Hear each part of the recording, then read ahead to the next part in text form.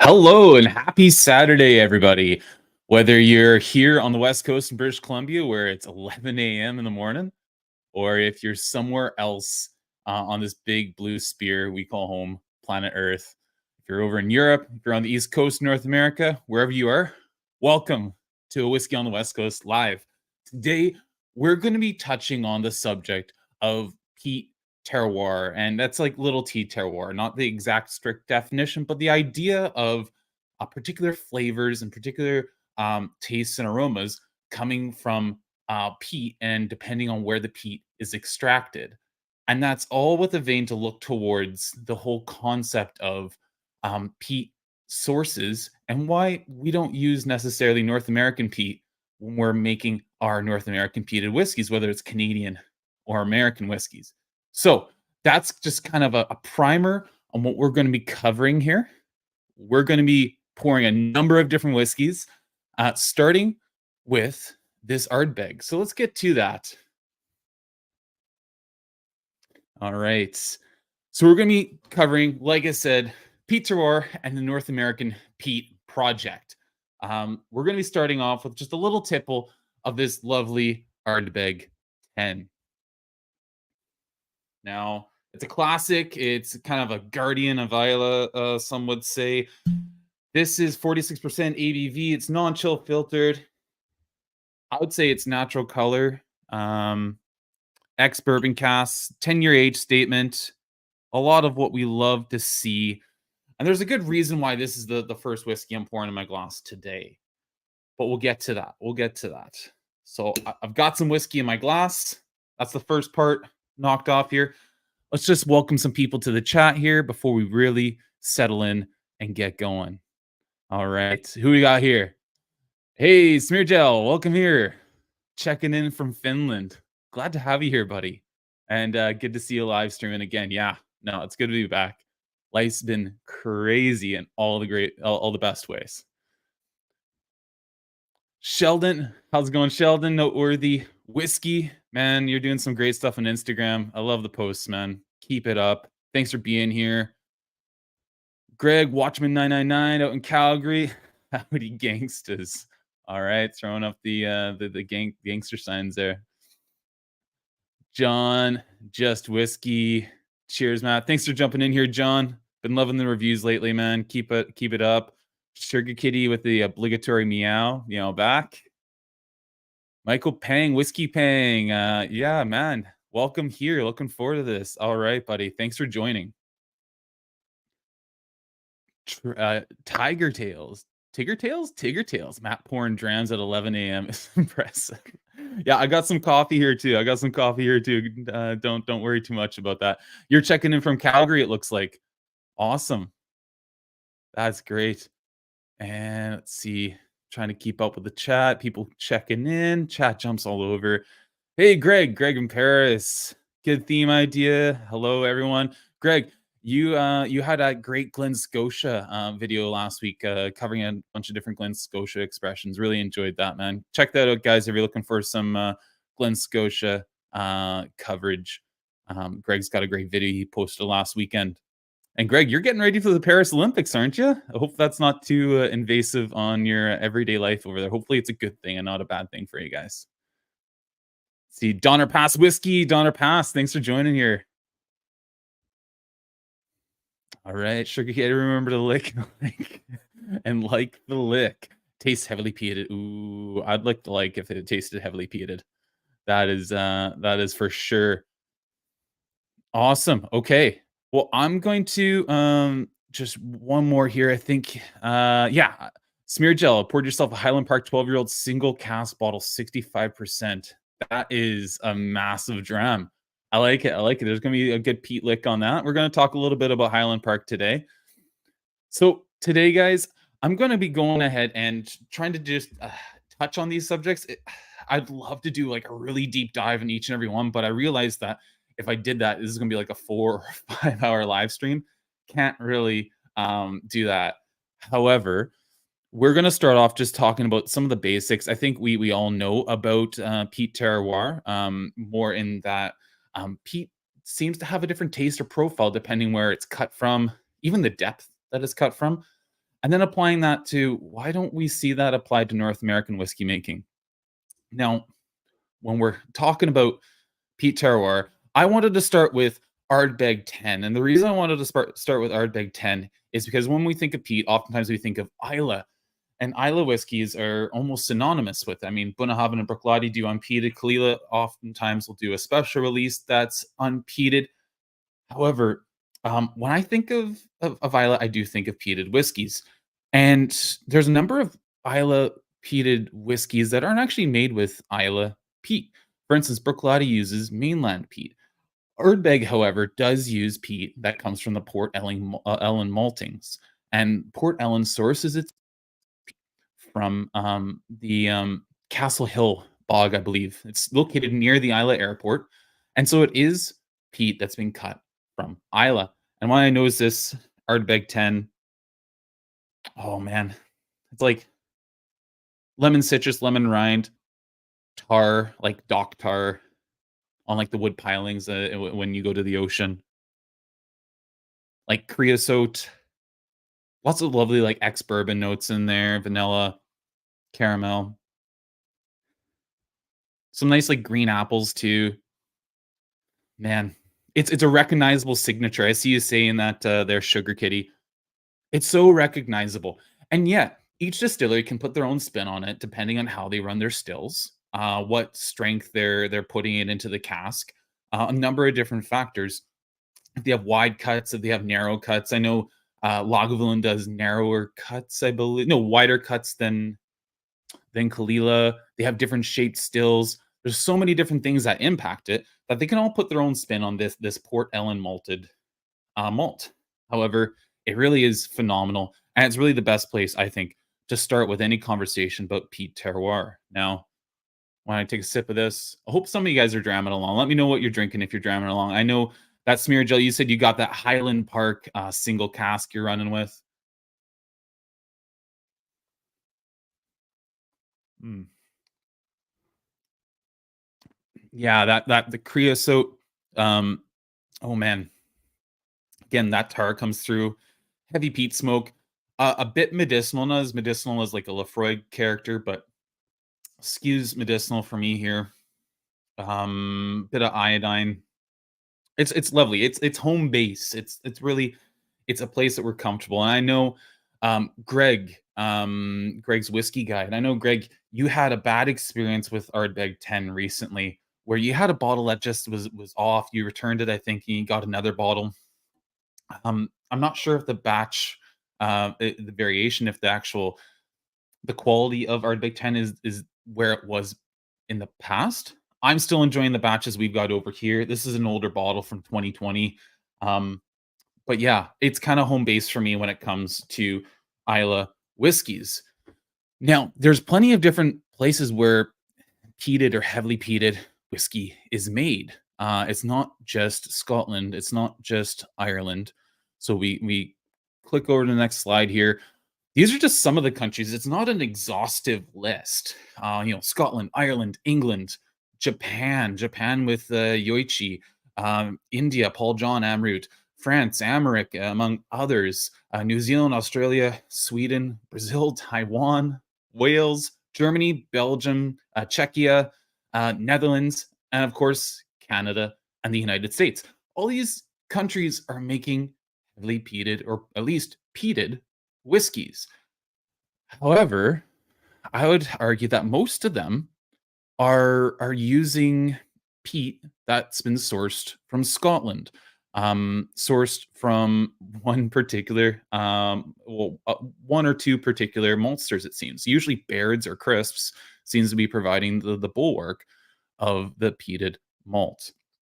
Now, the single malt industry in North America is relatively young, I'd say. It's a burgeoning industry, and for me, like, my first reference point for single malt in Canada was the Glenora, the Glen Breton distillery, and I visited Glen Breton and Glenora, back in 2022, just before Hurricane Fiona hit, and it was a great visit. I got to try, their unpeated single malt, but what really stuck out to me was they had a 2004 distilled single cask of heavily peated Glenora Spirit, Glenbretton. And Seaway, I saw you pop in there. You say big fan of Ardbeg 10, fresh and campfire peat. Yeah, man, it's huge. Thanks for being here, Tyler. You did a great video where you were talking about Glenbretton and Glenora Distillery and the story behind it. I believe you were covering the Battle of the Glen release. So the 2004 single cask I found there was a single cask strength bottling of heavily peated Glenbretton. It was phenomenal. I think it was 17 or 18 years old at the time, and it was just gorgeous, gorgeous whiskey. It was the best thing I had at Glenora. And I realized all of the peated stock from Glenora, which you can see there's vines across the front of the restaurant, the inn here. The front of the distillery is whitewashed, kind of that classic style of Scottish distilleries. You can see some casks in the waiting room here when you're about to go on the tour.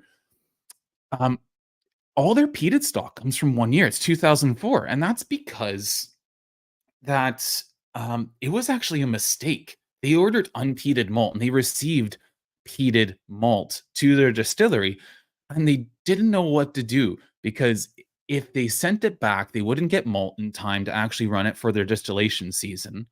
And so they would have to go a year without producing malt. And they'd never actually run peated malt through their stills before. And so they took a risk and they said, all right, screw it. We're going to try and distill this peated malt. I've reached out to Glenora a number of times. I don't know where that peated malt came from. However, um, it's most likely it was Scottish sourced peated malt, but that was by far the best Glenora I have ever had. So they were the first North American single malt distillery. I don't know if they had the first release, but they were the first to have single malt spirit off their stills in North America. And that peated spirit that they made later on in 2004, they've only done the one run. So if you see peated Glenora, Glenbretton whiskey, know that it's kind of a rarity, and I'm not sure if they're ever going to reproduce it again. I'd love to know. I'd love to know where the peat source was for that and where the malt source was. I heard rumors it was Saskatchewan, but again, the distillery never responded to any emails, any communication in regards to what's the actual story on this whiskey. That said, lovely visit to Glenora. Really beautiful place. I'm from Cape Breton Island originally, and Glenora really has a place in my heart. Cape Breton is home to much of my family, and so I hope to go back and visit again sometime soon. All right, catching up with the chat again a bit here. I saw earlier on, Tyler, you had checked in. Afternoon, Matt, from the sunny Seaway with the family and kids at a birthday party, but popping in to say cheers. Oh man, thanks for popping in, man. Family time is really important, and I'm glad you're doing the right thing. Just quickly checking in and getting back to the kids' birthday party. Good luck with that. Have fun, man. Have fun. Let's see here. Lots of talk. Some talk about KWM tastings. Donner Pass. Highland Park and Bowmore are often the ones on the top of my head with very unique peat flavor profiles, different from anything else. Yeah. So interesting to note about that. Highland Park, they do have their own floor maltings where they do peat their own malt, and they're using Orkney peat, which we'll talk a little bit about. But they also cut it with unpeated malt or very lightly peated malt from the mainland. So it would be interesting to see what a 100% floor malted or 100% Orkney peat malted Highland Park would be like. And furthermore, yeah, Bowmore does a similar thing. They have their own floor maltings. I've visited them, and they're really cool. But again, they blend their floor maltings in floor malted barley in with other barley from the mainland, both unpeated and peated, to get what they use at the distillery for their whiskey. They have bottled a couple of Fegio like single casks, which were 100% floor malted single like barley. However, the one I have a sample of, which I still have, I want to do something with the channel with that, is 100% virgin, 100% floor malted barley, but from a virgin oak cask, 5-year-old, which I don't know why they'd go so heavy-handed with the cask type when you're doing something that you feel like you want to be a bit more delicate with. Like I'd go like refill ex bourbon if I was doing a showcase of what my 100% floor malted barley produces. It seems a really strange decision to throw it into virgin oak. But hey, I still have to try. I tried a little wee sample at the distillery, and I need to get back around to checking that one out.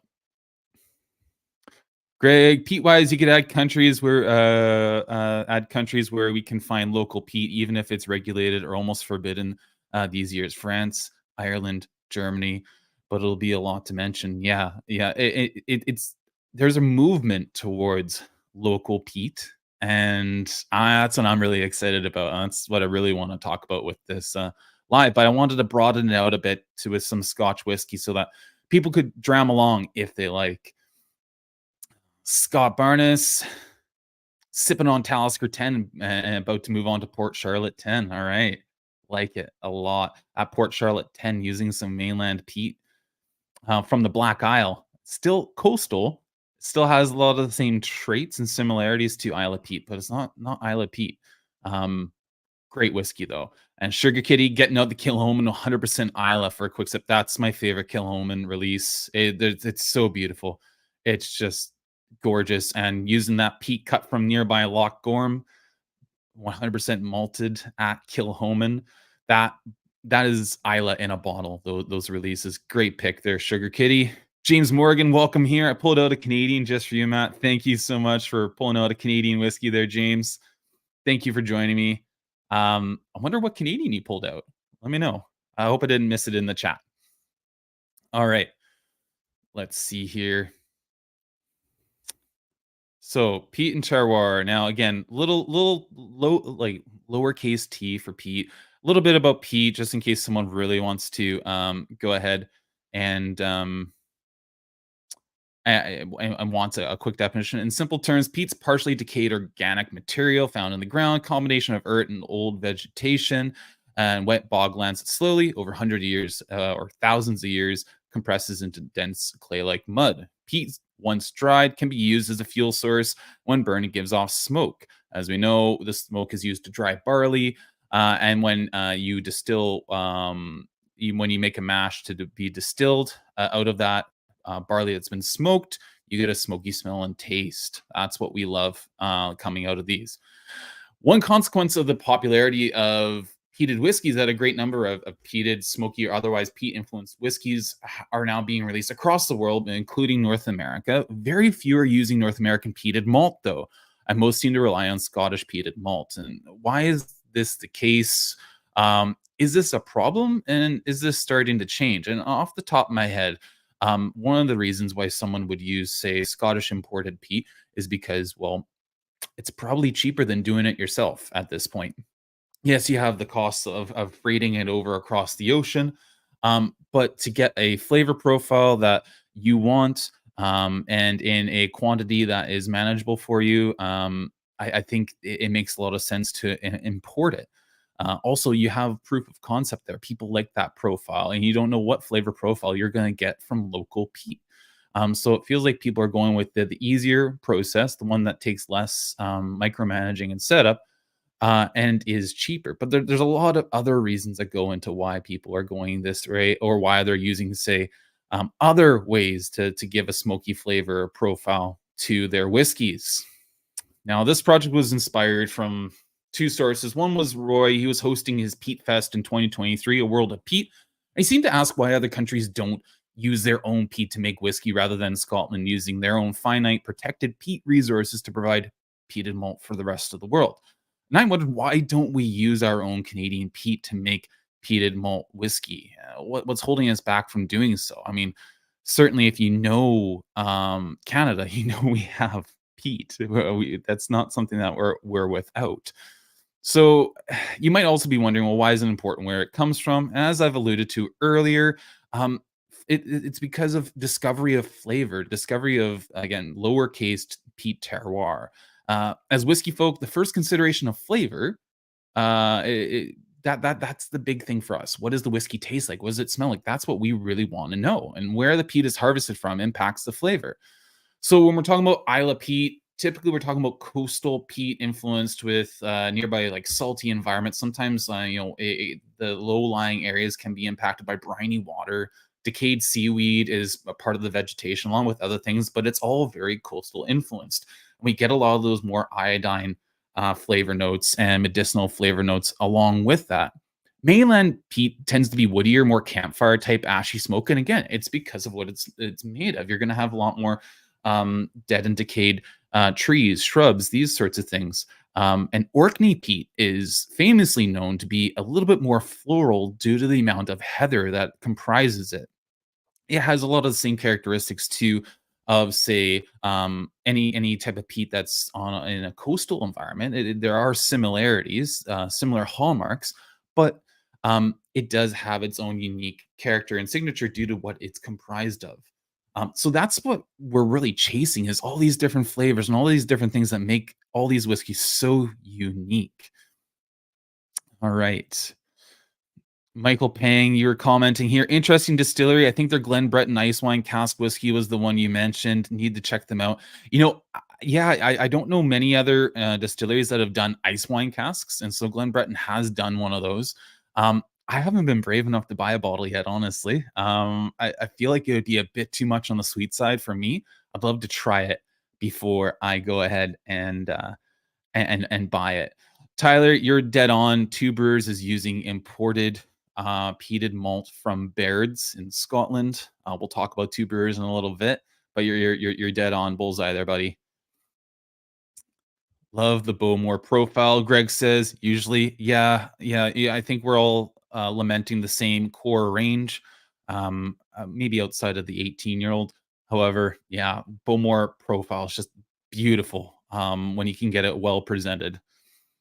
And then did you see, speaking of Ardbeg, did you see their new Abyss release? I haven't actually checked out the Abyss release. I saw the Y2K release come through, but I haven't seen the Abyss release. They're all so expensive these days, and there's so much, as Ralphie would say, marketing flannel, along with it. I'm not really sure it's for me or even for us. But hey, I'll check it out after this. Let's see here. Greg, I agree with you, Matt. I have enough. I have enough seeing Virgin Oak everywhere, even in two new Glengoynes announced. They couldn't help add some Virgin Oak to their U.S. ex-bourbon oak casks. Yeah, it's getting a little exhausting with the Virgin Oak being thrown in everywhere. I mean, it's good for lifting a young whiskey if you're finding that refill casks just haven't had the impact that you've wanted. I mean, I've enjoyed some Virgin Oak whiskeys in the past, and I'll continue to, but it's not my preferred profile. And I feel like, again, when you're trying to tease out the nuance of what does Bowmore entirely floor malted at Bowmore taste like, I feel like Virgin Oak's just absolutely the wrong call. James Morgan, it was the dissertation for JPY. So that is a special whiskey. I believe, Greg, you have mentioned that in a video in the past as well. When I think it was in your Only Need 5 Whiskeys challenge, might have been one of those. I could be misremembering though. And a local single cask. If anybody in Calgary, Greg in Calgary, Watchman 999, sipping on Loch Lomond 11 from Kensington Wine Market. He was going to do peated, but drawn to the fruit bomb. The last, that's not the most recent Loch Lomond KWM single cask, is it? That's the one before. I think you gave me a sample of that, and off that sample, I picked up a bottle. That was a beautiful whiskey, man. Beautiful whiskey. Thank you for that once again. All right. And very on point as well. Another whiskey we're going to talk about today, Sugar Kitty for today. The Canadian I'd pull out is Shelter Point's Smoke Point. Yeah, and Smoke Point's done a lot of different things with ex-Islay casks and then using local peat to smoke barrels. Very interesting take on adding some peat influence to whiskey. Yeah, I enjoy Shelter Point, as you guys have probably noticed on the channel in the past. So yeah, I'm a big fan. Big fan. Would love to visit the distillery one day. All right. Back to our peat terroir, more or less, for lack of a better term here. So Islay peat, mainland peat, Orkney peat. What we're trying to say is where the peat is cut from, as well as how deep it's cut, makes a difference. If you're cutting peat from the surface level, it doesn't have as many phenols and as many of the compounds that create these smoky flavors and tastes and aromas as it does when you get about, I think it was 1.2 meters below surface. You get quite a bit more. And again, where it's being cut from and what it's comprised of makes a big difference. Now, we were talking about Highland Park. Highland Park 15-year-old. They relaunched a 15-year-old not so long ago. I believe it was back in 2020, late 2020 or middle of 2021, probably 2021 actually. And they launched it with this cool little porcelain decanter. Now, it came off at a really expensive price. Here in Canada, it was running, I think, $175 Canadian. Put this Ardbeg on the shelf. $175 Canadian was the price for this Highland Park 15-year-old. I found this on sale at a shop in Alberta for an incredible deal. It was $75 a bottle. I don't know if they missed putting in the one, but I put my order in online and expected it to get canceled, and they didn't cancel it. They fulfilled it. So when we're talking about Orkney Peat or in Orkney Peat signature, I want to see if we can tease something different out of this than we did in the Ardbeg 10-year-old. It's sherry seasoned oak casks that they're using. It's 44% ABV. It is natural color. However, this would be chill filtered. And there's a lot of controversy, a lot of opinions people have surrounding Highland Park and this the Viking branding. I've heard rumors that they're going to be moving away from the Viking branding. So yeah, let's see if that's the case. But checking out the bottle, that's a more of a close up right there. I think it's a pretty cool bottle. It's nice to do something different for a change, I'd say. Let's see if we can get a cork pop out of this. Yeah, a little lackluster. All right, pouring a bit of this. You can take a look at the color there. A little tough in this lighting. I really love Highland Park. When Highland Park's done well, I put it up there with distilleries like Bowmore for me. Again, when done well. There's something about, in particular for me, either Bowmore from Refill Sherry or ex bourbon or Refill bourbon. It's beautiful, mineralic, coastal, and just like classic, sometimes almost rustic profile. Um, However, official bottling Bowmores usually tend to really steer heavily into the sherry notes. On this beautiful raisin, prune, bit of light like black licorice, anise, and very light peating, very light peat profile. I would say either through the power of suggestion, knowing what we're talking about today, or from it actually being the smoke, while light is more of like a floral smoke. Like, almost like I know people always say heather. I'm gonna go with, like, a cherry blossom type of smoke here. Really enjoying that. It's kind of a shy nose. Gotta coat the glass a bit here, and really pouring this right now, I should let it sit for a number of minutes before assessing it, but we gotta make tracks in this. Oh, man. I really do love Highland Park. I am a sucker for Highland Park. Oh, alright, sip here.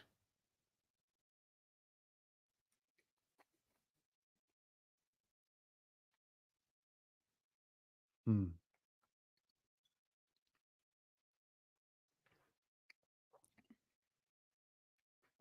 Oh, that's gorgeous. Lovely caramels, some dried fruits, some nice sherry spicing there, like cinnamon, a bit of black pepper, caramels, butterscotches, something more, um, darker, almost like a Dunnage style, dank or musky note there. The peat is really coming in on the retro nasal. That's where I'm getting this on here. I oftentimes get more peat on the palate with Highland Park as opposed to on the nose. But I'm getting more on the palate here. This is a really delicate, I'd say, Highland Park. I wonder if that's why they ran it at 44% instead of 43%, where they bottled the 12 in my market typically and the 18. But yeah, Mm, mm. Some stone fruit in there right now too. Ooh, beautiful peat signature though. I believe they peat to between 12 to 15 phenol parts per million, as opposed to with Port Ellen with the Ardbeg spec. I believe the Ardbeg spec is 50 ppm. Um, at Port Ellen, and I think they do a couple different specs at Port Ellen. I know there's the 35 that Lagavulin and Kalila use, 35 to 40, and then 50 for Kilhoman and Ardbeg, amongst others. Checking in with the chat here. Sheldon, speaking of Pete, how's that inch fat? After your endorsement, I had to buy it right away, realizing the yeah, I don't know if I have any power, man, but that inch fat. Oh my gosh. After I saw your comment on Patreon, I mentioned, guys, that in a Patreon video just summarizing some of the whiskeys I've had in the last little bit here. I mentioned that I was blown away by a Dramore Inchfad. Um, it is this one right here. So Kenny McDonald, Victoria, they own and run and operate Dramore independent bottlings, and this Inchfad 15-year-olds from Amontillado sherry casks. It was just first pour. I was like, okay, it's fine. Second pour, absolutely blew my mind. It blew my head off. It's just so so lovely, funky. It was. Man, you just have to check out the Patreon video. I don't know if it's available anywhere else anymore, Sheldon. That bottle at BSW, I think that was the last bottle in Alberta. So I'm glad you grabbed it. I hope you enjoy it. If you don't like it, I'll probably take the bottle off of you because I am loving it. It's dirty, funky, kind of nutty sherry. It's bloody brilliant. So yeah, if you guys have these Dramore Inchfad releases, I know there was another one that came out, I believe a 16-year-old from Pedro Jimenez casks. They're friggin' phenomenal.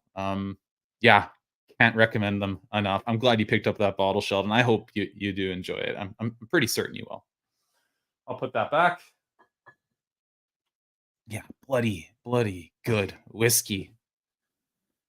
All right. Sugar Kitty, Writer's Tears, the other well-known ice wine cask release. Yeah, I think I did have a sip of that at Hopscotch in Vancouver last year. Very interesting release. Donner Pass talking about some Bowmore. Bowmore Vault Edition #1 is sublime. If you can find it, buy Bowmore. Pricing it's cheap. Okay, so I have tried it. I know Sheldon has it too. We've talked about it. I love it. I believe he loves it as well. Sounds like you're a fan, Donner Pass. That is my favorite official bottling from Bowmore that I own. I would buy a second bottle if I could find it at a better price. In Canada, it runs between 170 to $200 Canadian for a non-age stated. I think it's 50.5% ABV ex bourbon cask. Bowmore. It's phenomenal stuff. I love the tropical fruits on it. I love the peating level on it. It is the kind of Bowmore I want to drink. But the price, I noticed the price is a lot lower in Europe. I think it's possibly lower in the United States too. Let me know how much you paid for that Bowmore Vaults release because I do love that bottle. Actually, I mean, I gotta stop hauling bottles out here, but I got it on the shelf actually right next to that Inchfad. Yeah, no, that's a beautiful bottle. Great shout with that one. James Morgan, we see the dark oak 48% charred, but not the peated Greg. Talking to Greg about the bottles there. Always fun to have you guys talking in the chat to each other. Don't worry, the Abyss bottle costs only 25,000 euros. No wonder I didn't know about it. Oh, bloody Ardbeg. Ugh. I mean, Highland Park's no better for their special releases. We know who's taking care of whiskey fans in the whiskey verse, and I think we like to buy bottles from those distilleries more often than not. That's what I'll say about that. All right, this Highland Park 15 is completely overpriced. $175 in my market for Highland Park 15. It's a nice whiskey. I've had this open for a couple months now. Had a number of pours through it. Right now, it's going more mineral, like mineral flinty, along with those dried fruits, and I'd say like like candied apricot too in there. Again, the peat's coming off more floral. really enjoyable whiskey. Like, there's nothing to knock on this whiskey outside of maybe mouthfeel is a little bit thin, and it could use a pickup with the ABV. Um, However, I still enjoy a lot of whiskeys that are under 46% ABV. If I find them on a good price, like I found this one, I'll pick them up. $75 was a steal for this whiskey, but $175 for this whiskey is grand larceny. Yeah, no, that's my thoughts there. Have you guys tried the Highland Park 15? Let me know in the comments if you have thoughts on it. Hmm.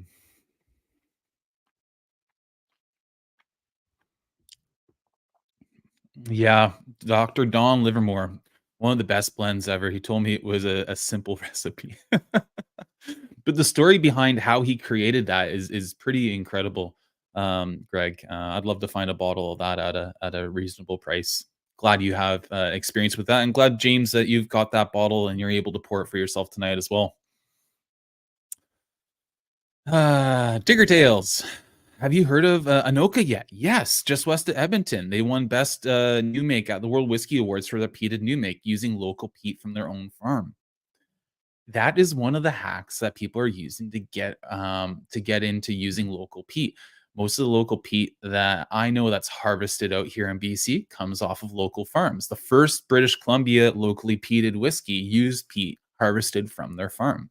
I do have a sample of a 2-year-old Anoka spirit on my shelf over here. I'm never certain how to throw those whiskeys in. I guess today would have been a great opportunity for that. That one slipped my mind, but yeah, I'm really excited to see what they have for a larger release when it turns into single malt. But exciting things coming from Anoka up there near Edmonton. Yeah, great shout on that Tigger Tales. And Greg, the only inch fad I tried were very young and beautiful indies. Yeah, this 15-year-old Dramore, gorgeous, gorgeous. Okay, enough about that. So I'm enjoying this Highland Park, but overpriced at the price it was launched at. If you can get it on sale, it's probably a good get. That Peat signature though, if I return to my Ardbeg 10, is completely different than this Islay signature, which is just so much heavier on like creosote, tar, all these sorts of phenols. I think Greg in the chat mentioned he gets a grapefruit signature off of Ardbeg 10 in particular as well. I totally see that. But you'd almost swear it's a different it's a completely different uh, liquid, just the way it tastes and smells. But they're both peated whiskeys. And again, Highland Park, I think, comes out about 10 to 12 or 12 to 15 phenol parts versus the 50, the Ardbeg. So, I mean, we are talking about different counts of phenols there. But I do believe quantifiably that the peat imparts different characteristics to the whiskey. And so let's talk about this quantifiable part. If you guys aren't following Dramface, you should be. Dramface is such an amazing resource. Aqua Vitae, Roy Duff does a great job heading and leading that. But there's so many wonderful writers that do unbelievable articles. And there's one that I leaned into pretty heavily. It was written by Tyree Kai. It was Octomore and Phenols. It's from 2022, November 13th, and he was highlighting a study from 2009, I believe, where they were looking into the differences between peat that is harvested in different parts of Scotland. And before we get into the differences there, I can't necessarily pronounce these compounds, but let's say it's guaiacol is responsible for burnt and smoky notes that are noticeable only in taste when it comes to whiskey. Syringal is responsible for burnt and smoky notes and smell, and in part taste through retronasal olfaction. And then creosoles are responsible for attributes such as coal tar and other natural tar medicinal extractives, as I'm getting in this Ardbeg 10. Now we're talking about quantifiable here, though. Scotch Whisky Research Institute researcher Barry Harrison found that Islay peat had 50% less syringil, so the compound responsible for the smell, compounds than St. Fergus peat, which is located in the it's in the lowlands, but it's kind of in the northeast of the lowlands in Scotland. So less than St. Fergus peat, but nearly 100% more than Orkney and Tomintoul peat. So we've got the Orkney and we got the Islay on the table here. So it has less syringil smell compounds than the St. Fergus, but 100% more than the Orkney. I think that's borne out with the Orkney peat coming off so much more floral, less medicinal, and not nearly as smoky as the Islay peat. Furthermore, Islay peat had similar glycol, so taste compounds to Fergus peat, but nearly again 100% more than Orkney or Tomintoul peat. So again, we're talking that Islay peat just has more of these chemical compounds in it than say Orkney peat does, and about the same in a lot of instances, or less than the St. Fergus deposit. So each peat deposit has different compounds in it and a different composition that will lead to different flavor profiles that come from it, which is why it's so important to consider where the peat in our whiskey that's being used to peat smoke to dry our malt, where that's coming from. And why it's so fascinating to see the success that Port Charlotte and Octomore have had using the peat from the mainland, from the Black Isle, the success they've had with that as an Islay distillery.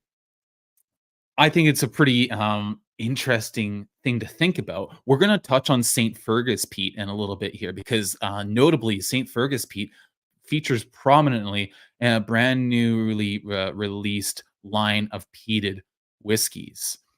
So let's get back to this slideshow here. Yes, and this is what I'm referring to. Glenallachie's brand new, I guess it's been out for a year, brand new to me, Meikle Toir peated single malt releases. This is the first spirit that has come off of Billy Walker's stills. It's the first Billy Walker distilled Glenallachie spirit outside of the 4-year-old future release he released. There was a series of 4 releases. There was the original, there was the Chinkabin one, the Sherry one, and the Turbo. Now, these were peated. The malt was peated using peat that was harvested from that aforementioned St. Fergus peat deposit. So I'm going to move my glasses around here. We're going to set this Highland Park aside for a moment, and we're going to look to open up a Meikle Toir. I have tried a Meikle Toir. I've tried the sherry one. I have not tried the original yet. The original is first fill bourbon, American oak, American virgin oak, and rye casks. It's 50% ABV. It's non-chill filtered. It's natural color. All the things we expect from Glenallachie these days. And I am really excited to get this whiskey out of this bottle. All right. I think the rebranding too, the packaging that the changes they've made with the Meikle Toir are pretty on point. I think it's an improvement from the old Glenallachie style packaging. I think that looks super cool. So let's get this open.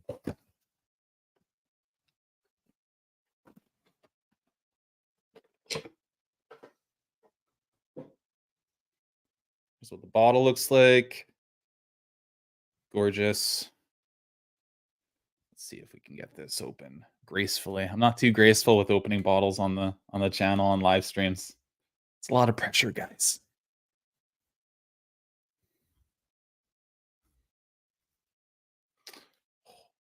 I'm excited though. This is fantastic. All right. Grab a glass. Let's go for the cork pop on this one. See if we get something good out of it. That was pretty solid. That was better than the Highland Park. Ooh, there was a good glug there too. Roy would be proud. All right. So the Meikle Toir original. This is kind of the home base for understanding the Meikle Toir range as I understand it. Again, we got those 4 different releases. One being the sherried one, or the sherry one being the Chinkapin oak one being the Turbo, which is the heart of the heart cuts. It's the highest in phenols. A bit about Meikle Toir and how it's developed. Again, using St. Fergus peat deposit from the mainland. It is, I think, on grain. The phenol levels are in the 80s to the 90s. However, the residual phenol count, the ppm level for the Meikle Toir, is 35 phenol parts per million. Um, that's incredible. For a residual phenol level, I know Toir gives us the residual phenols. Not many do. But that is a huge amount. Um, that's an incredible amount. So this should be fairly heavily peated. It should be super heavily peated. I'm excited about that. Let's check in with the comments here while I rant about whiskey. What I understand, the ecologists do recommend picking peat from a few meters down, not on the surface, but it's almost always what I see distillery visitors. Eh, yeah. So what I understand is that if you can take it from lower in the surface, you can replace that top layer, and it helps sustain and regrow the layers below. Yeah, that's my understanding as well.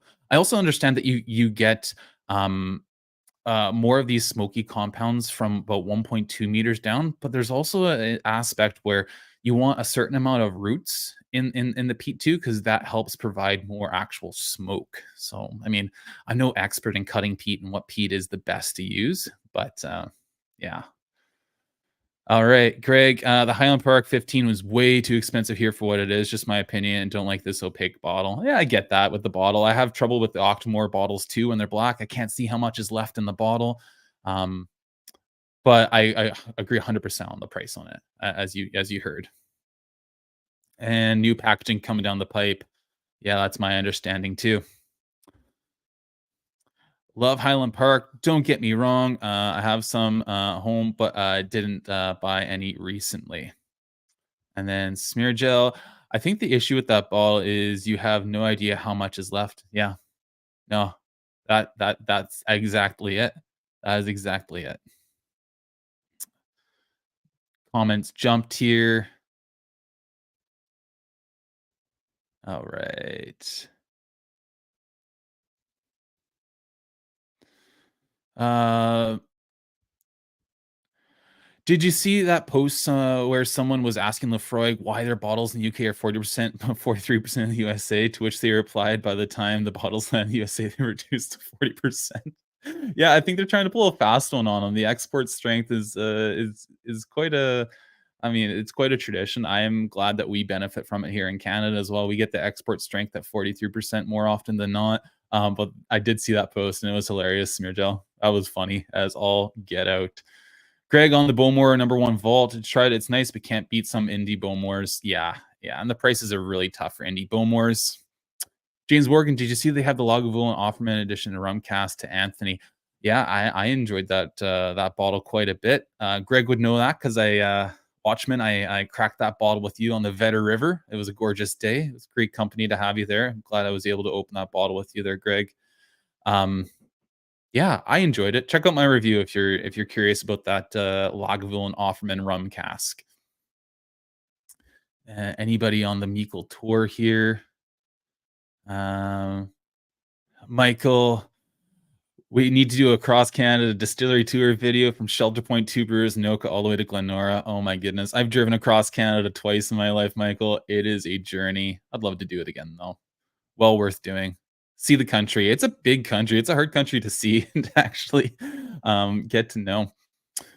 UK prices included VAT. I have been to Canada and screamed at the price rules you have there. Yeah, our prices are pretty painful. Alberta is where you have to be. And then Watchmen, get on Dram Face all. Yeah, get your Dram Face on. Absolutely, love Dram Face. Face podcast is a joy to listen to. They're hilarious. It's what I listen to. I'm hiking or going for a walk. Yeah, gorgeous stuff. All right, we'll let this Meikle tour sit for a bit. This is this is coming from spirit that Billy Walker again distilled himself, increased the fermentation times quite a bit. I think it's 160 hours, if not more. I'll have to check my notes. I will be reviewing and doing a rundown of all the Meikle tours shortly, but they reduced how quickly they're running the stills. They're running the stills slower. They're producing, I believe, about, oh gosh, 20% of what they used to produce at Glenallachie. So really just focusing on quality, making sure what they're making is actually good. And this is the first Glenallachie Spirit peated release, a large release outside that 4-year-old future release. So on the nose, let's see what we got here. Okay, not as heavily peated as I was expecting. It's actually more on the like fruits. Oh no, the darkness is coming. The peat is coming for me. Definitely more on campfire ash, more ashen smoke. Something dank in there too, like oh, something funky as not like Campbelltown funky, but more like beer hops or like someone's lit up a marijuana, like lit up some marijuana just downwind of you. Am I fishing on the Vedder River right now? A lot of people like to indulge in some recreational marijuana use on the river. Ah, to each their own. Interesting. There's a good amount of fruit on there too. Um, stone fruit, orchard fruit, maybe a touch towards like guava. Lots of like icing sugar stuff though, vanilla. Peat is more and more noticeable the more I go to it here. Distinctly different than the Orkney peat or the Islay peat. The Islay peat, medicinal, tarry, coastal. The Orkney peat, still coastal, a bit mineralic, but floral, lighter. Not really at all on the tar or creosote, TCP, or anything like that. And this mainland peat from St. Fergus is ashy campfire smoke, but it's cold. This is cold campfire smoke. This is like a campfire that's been doused. All right, to the palate.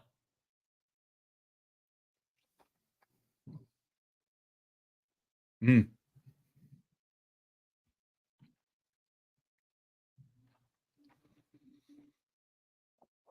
All right. All right. All right. All right.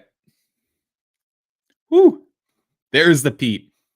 Shy on the nose, immense on the palate. Got some of the darker tones of I always oftentimes get like a black licorice note with heavier peated leases, but there's peppering, cold campfire ash. I've never eaten it, but it's the impression.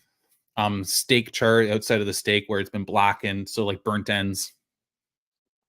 Oh man, on the retro nasal, I don't know if I'll be able to wash this peat out. This is heavy peat on the palate and so gentle and approachable on the nose. That's a gorgeous nose, honestly. I'm loving that nose. Okay, one more sip on the palate.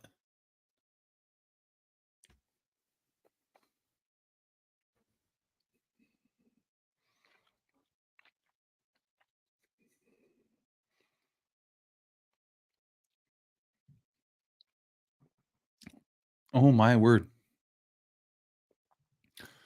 Yeah, that is heavy on the phenolics. I would say that's every bit of 35 ppm. That is immense. Oh, there's lots of nice candied, like almost like a candied fennel note in there too. Oh boy. Checking out the comments. Really struggled to read the white on yellow, Matt. Noted for next time, Greg. I'll choose not to go with the yellow in the future.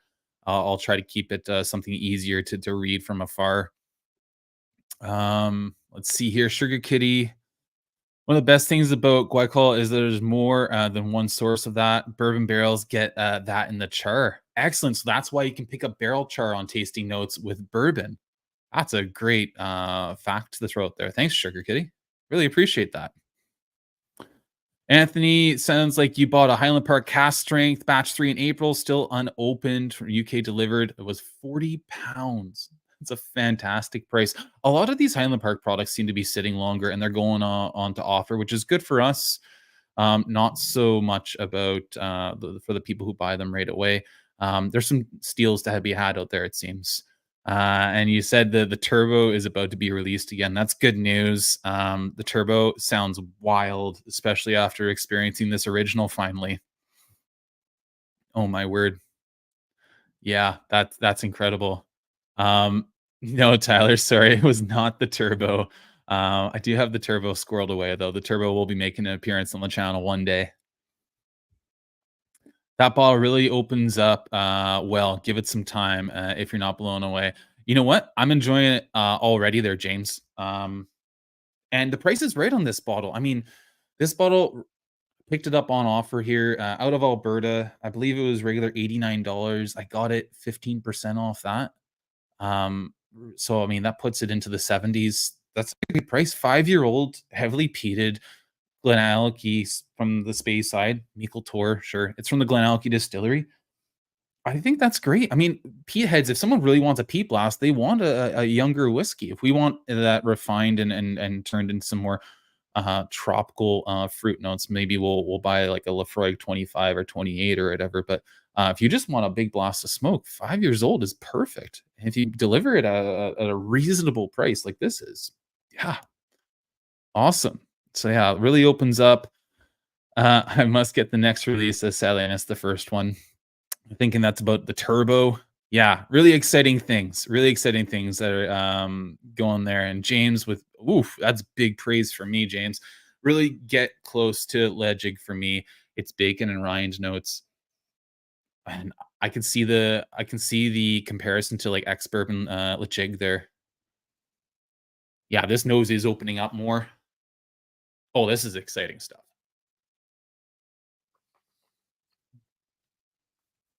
Mm.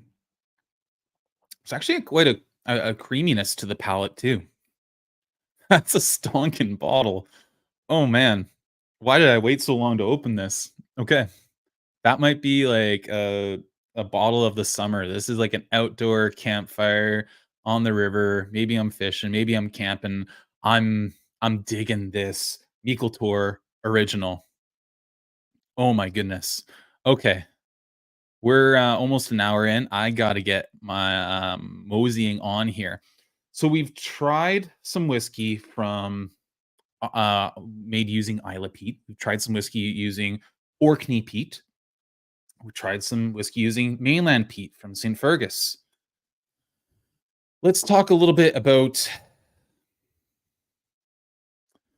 where we're going in this live. So we talked a bit about Peat Terroir in Scotland. We're gonna keep revisiting that because I think that's the thing that we are most familiar with and is most accessible to all of us. So we'll keep that a constant theme throughout. We're gonna touch on what's been tried in North America in particular so far to make peated or smoky whiskeys. We're gonna talk about North American peat.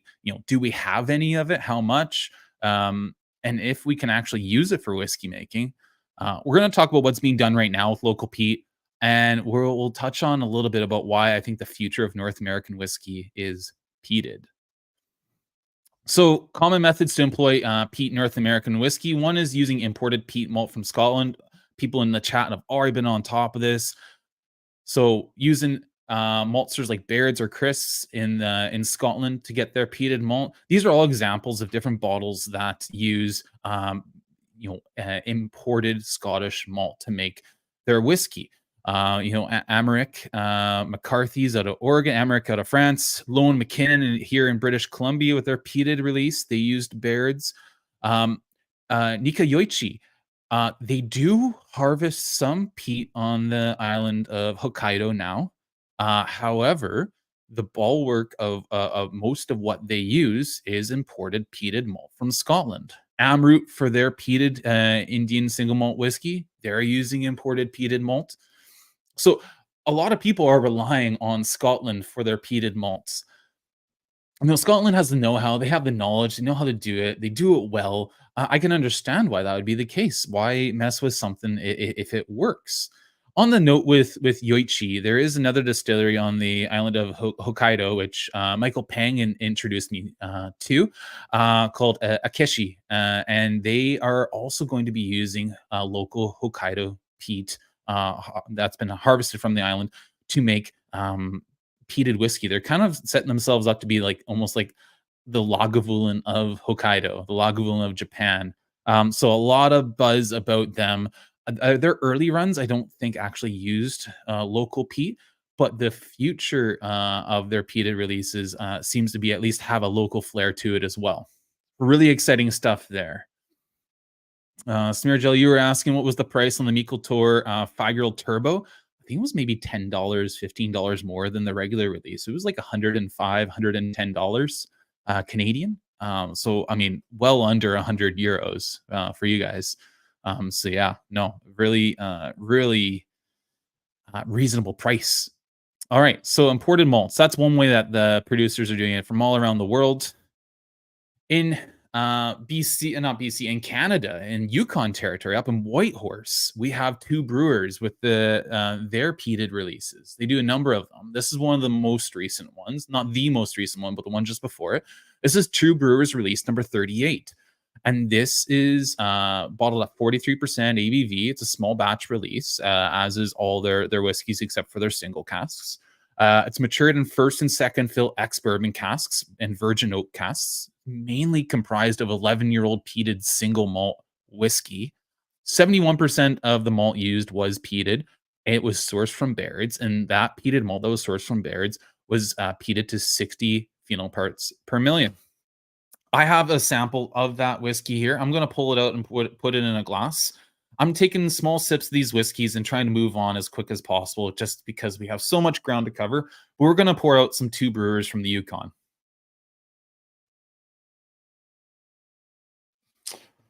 I imagine some of those who are watching from British Columbia or Canada, Alberta, have tried Two Brewers. Bob Baxter is one of the owners there, one of the founders. Two Brewers was founded in 2009. Actually, yeah, 2009. It started off as a brewery, Yukon Brewing, founded in 1997. After 12 years of brewing, they decided, hey, we're going to make some whiskey as well. And not just any whiskey, single malt whiskey primarily, and they do a hell of a good job. I have a review that's going to be coming out shortly covering Two Brewers and the whiskey that they made that won Best Canadian Single Malt at the Canadian Whiskey Awards this past year. They're an up and coming whiskey maker, and their stock is really getting to the point where there's quite mature whiskey in it. There is a release number 44 that's come out that I believe contains a good portion of 15-year-old single malt in it as well. They're non-age stated releases because they are small batch. They pull from multiple different casks and they blend it together to get the best profile possible instead of doing single cask releases. And I really like that because I think you can actually construct and create with a good master blender a better whiskey than a single cask by doing so. So let's go ahead and check out this Two Brewers release number 38 peated whiskey. A little bit unfortunate that it gets proof down to 43%. I'd like to see it a bit higher, but that's just the whiskey geek in me wanting to be able to play a bit more with water. However, it's still beautiful whiskey at 43%. This sample was provided to me by Yukon Dave. I met Yukon Dave at Whiskey Global. I'm actually using a Whiskey Global glass right now. And he just is so enthusiastic about beer, but also about whiskey. He's a sales rep for Two Brewers, and I just hadn't had that much Two Brewers. I was more familiar with Macaloney's on Vancouver Island, Shelter Point, Glen Breton, and yeah, he wanted to make sure that I got familiar with Two Brewers, and I'm really happy he did. Fruity nose, also big on like icing sugars, vanillas, butterscotch, Granny Smith apple, bit of like a nectarine, like an orange blossom sort of thing. I do find with these whiskeys that are proof down to 43%, like the aromas you get are much more discernible and clearer. And so oftentimes the nose, it can be really impressive. It's just for me, oftentimes the question is whether the palate can keep up with the nose, with the standard the nose is set. And that peated malt is actually quite subtle. It was, I'd say, even more subtle than the Highland Park 15-year-old we were talking about earlier. Yeah, heavy on the icing sugars, heavy on those fruits. It's like a distant wisp of peat smoke there. I'd say mainland peat because it's profiling more like a ashy campfire sort of smoke as opposed to something more medicinal or something more floral. Yeah. Interesting nose. Take a sip. Hmm.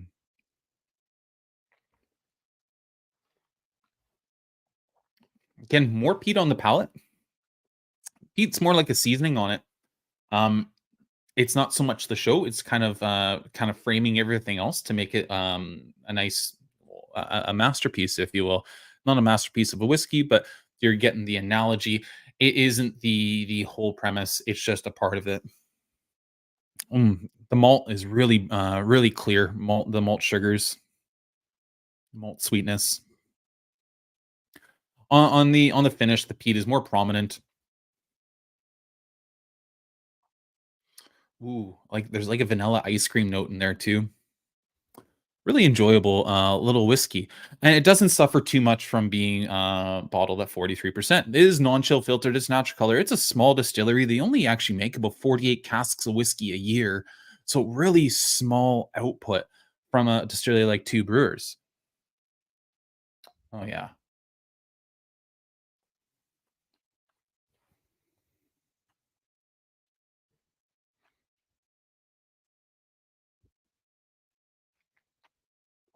That's, um that's nice. I think that's really approachable for somebody who, hasn't had peated whiskey before. That's I think that's a nice introduction to peat for a lot of people. Um Yeah, really loving that. I'm way behind on the comments here, guys. I'm gonna try and jump ahead to get to something closer to where we are here. Sorry if I'm missing some important comments here. I'm trying to filter them out and see if there's any that are addressing me. If you want to make sure it pops out to me, put at whiskey on the west coast in the comment. Most times it's not necessary, but the chat's busy today, which is a great thing. Um, but yeah, don't want to miss too much from you guys here. Greg, when you say you met Dave at Whiskey Live in Paris once, um, he's a cool guy. I had a blast on the stand. You're talking about Yukon Dave? That'd be wild if you met Yukon Dave. Yeah, he's a great guy. I will mention for those in the UK, Two Brewers is available at Master of Malt and the Whiskey Exchange, including the one that won the Canadian Single Malt Whiskey of the Year, the release number 41, I believe it was. Pedro Jimenez cask with a slight addition of peated malt to it, 6% peated malt. Really fascinating whiskey. Um, they're both available at Master Malt and Whiskey Exchange. However, they're really expensive. They're like 84 to 90 pounds. I'm guessing that's shipping and freight from this side of the Atlantic to the other. There's probably taxation from the UK with the VAT on there as well. So they're a bit pricier, but they are really excellent quality Canadian single malts if you're interested. So the release number 38, which is in my glass right now, as well as the release 41. I hope I have that number right. They're both available in the UK for sale right now through those retailers. I did check that before going live. So if you really want to dig into Canadian single malt, Two Brewers is available, and yeah, really good stuff. Let's see here. Smear Gel recently tried Cairo Finnish whiskey at a beer festival. It was made from wood smoke. I think it was quite good, actually. Not peat, but still smoky in a different way. I tried that too. I was actually really impressed. I tried that at Hopscotch last November. And I mean, it stuck out in my mind and it made me think I need to investigate more from Cairo. Also want to investigate more from Tirampeli or Tarampeli, not sure how to pronounce it, in Finland. There's some good distilleries out there in Finland. Smeargel. All right. Let's see here.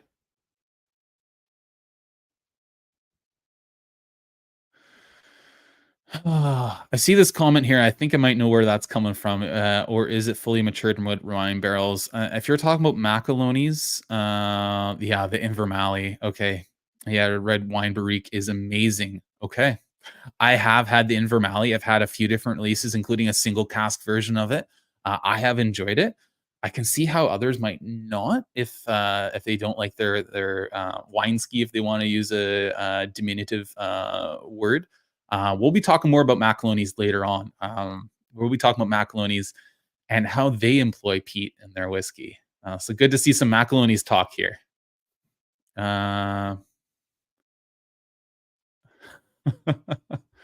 Oh, okay. Besides, am I the only one that to get every now and then a strong and sexy coffee note out of some peated malts? No, absolutely. Roasted coffee on peated malts.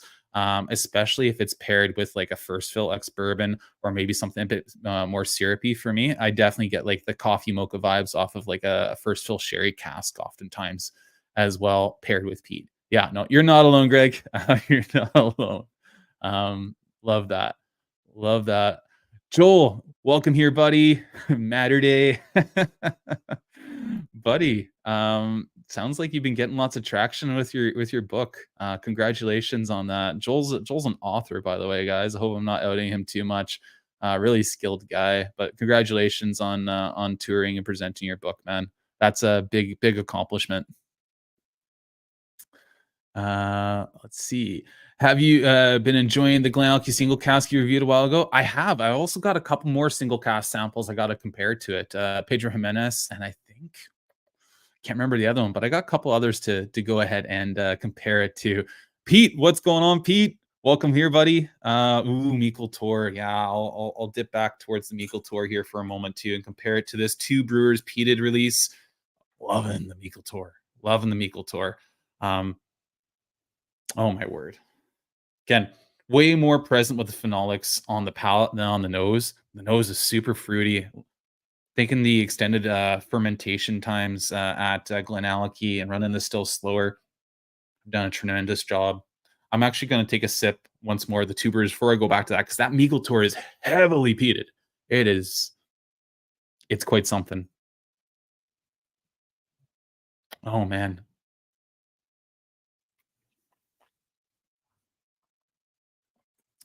Yeah, picking up all those vanillas. Again, kind of like a vanilla ice cream note a little bit. The peat is way more on the finish than on the nose. There's a bit on the palate, but it's mainly on the palate on the retronasal.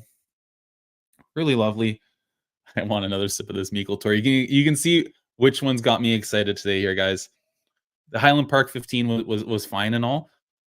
This 5-year-old, 10 years, it's junior from Glenalky is killing it.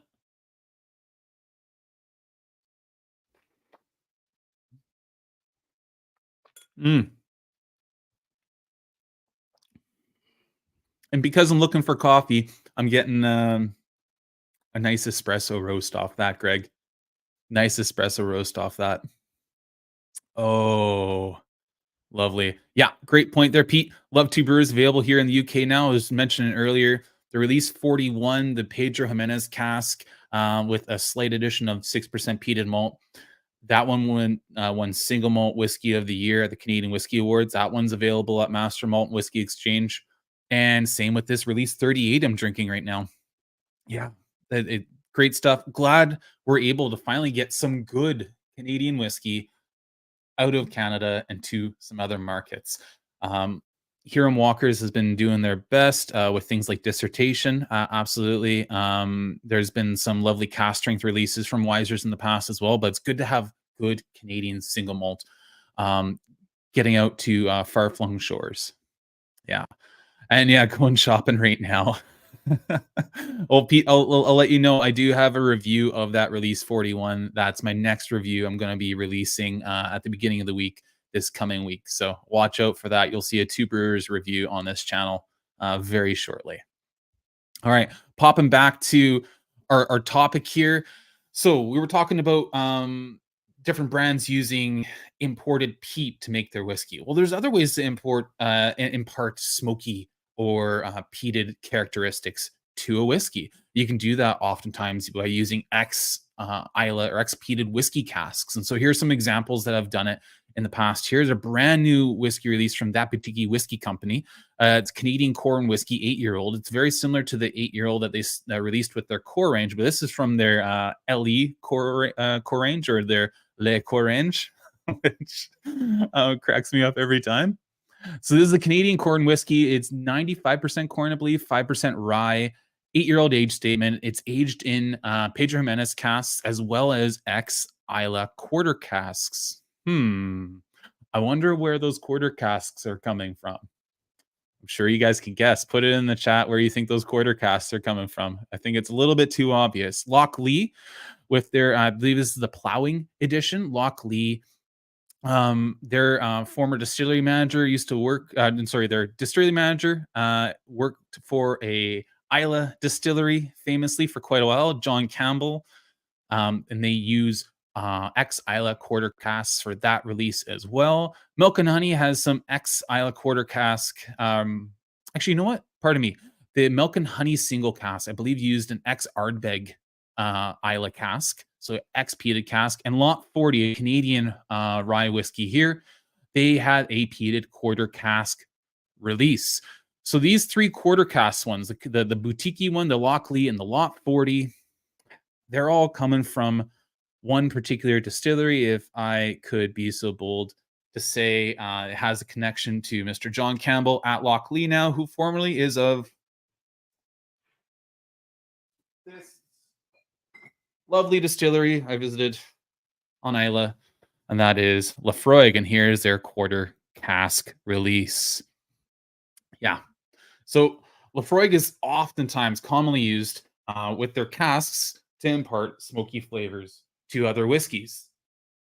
And it's not just world whiskeys or, even rums or beers like Innis and Gunn that are doing this. Scottish whiskeys, Scottish distilleries are doing this as well. You have most commonly, I would say, the one I see is another Beam Suntory owned distillery, Ardmore, is oftentimes using ex Laphroaig whiskey casks. And this Ardmore from the Single Malts of Scotland range, it's Elixir Distillers.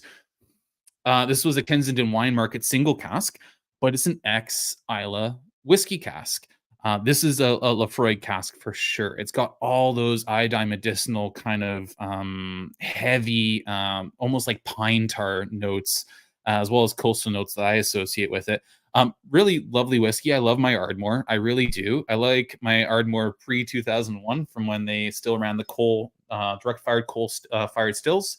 However, these young, like 11-year-old, like that one, ex-Islay whiskey cask bottlings are quite fun too. So yeah, Laphroaig, Watchman 999, Leapfrog, yeah. Trade name for Laphroaig, you got it, man. Anthony, Canadian corn whiskey 8-year-old in the UK might be tempted. Yeah, it's bloody cheap. I know Vin from No Nonsense Whiskey. Big fan of it. He actually reviewed the Le Corange 8-year-old as well on a recent video. Check that out. Throw Vin some love. He has an excellent channel. Love what he's doing there. And he's had high praise of that. And I've only heard actually good things about this Canadian corn whiskey 8-year-old. Yeah, check that out if you're interested. James tried the Canadian corn sweet and then charred. No notes off Laphroaig, but okay. Okay, so you tried the one that was just released. Interesting. That's too bad that it didn't pull through there. Suntory make good money flogging casks. Yeah, I mean, another revenue stream for them. Forgot to mention, Greg says here regarding peated whiskey, that Cornog single malt is hard to beat. Got several killers there, but true, it's very Scottish. Celtic whiskey distillery. Okay, that's a French whiskey I have no experience with, but I'm gonna have to try some Cornog when I get the chance. And Greg, oh, that Ardmore is good. Yeah, I mean, honestly, I'm tough pressed to find an Ardmore I don't enjoy.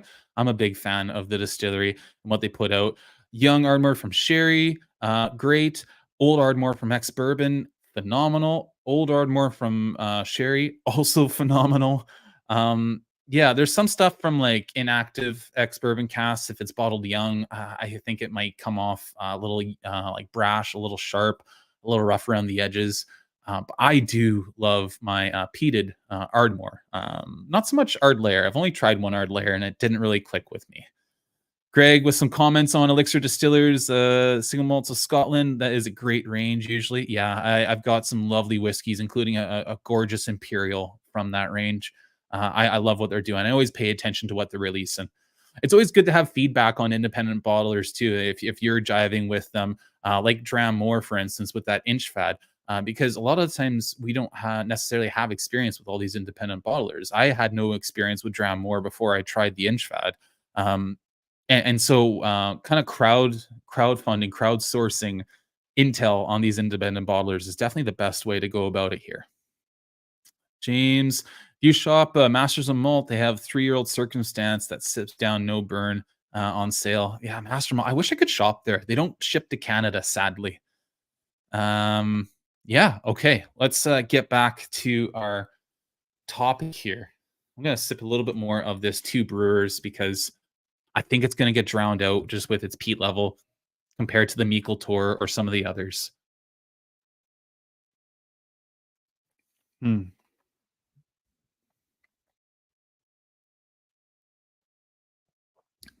All right. Shelter Point. So another example of a distillery that employed ex Isla whiskey casks quite regularly.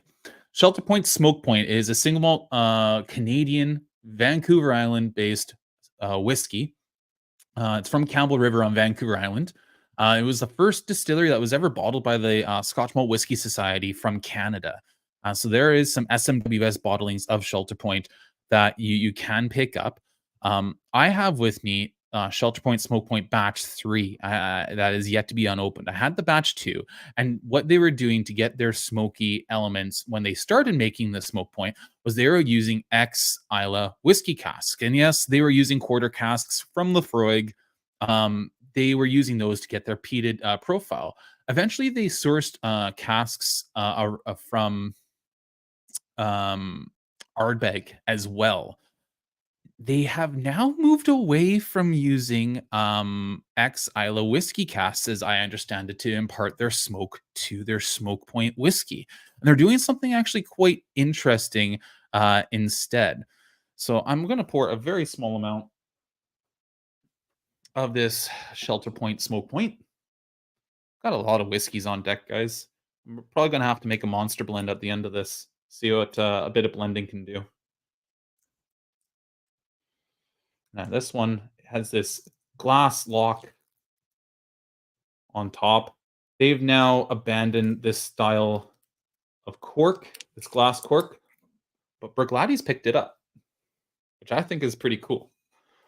So this bottle here, you can see it's a Shelter Point, Smoke Point Batch 3. When I traveled to Scotland, I made sure to pack something from BC, and what I packed was a bottle of this Shelter Point Smoke Point. And more or less, people seem to love it.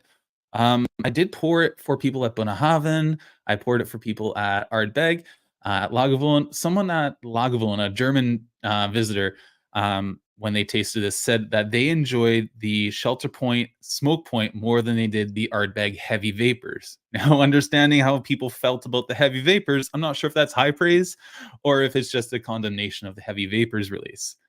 However, this glass corked Shelter Point, I really enjoyed the batch 2. Let's see if the batch 3 comes off any smokier. These glass lock bottles, you just push the side and it just pops off. Really love that. That's a cool design. I think they're I mean, there's no worry about the whiskey getting corked. There's no worry about um, you know, whiskey going off. I think it's a really ingenious way to do it. They've abandoned them now. They've gone to actual just natural corks, which is fine. I don't besmirch them for it. Um, but I really love these glass locking corks, and I'm glad to see Bruichladdich is adopting them themselves.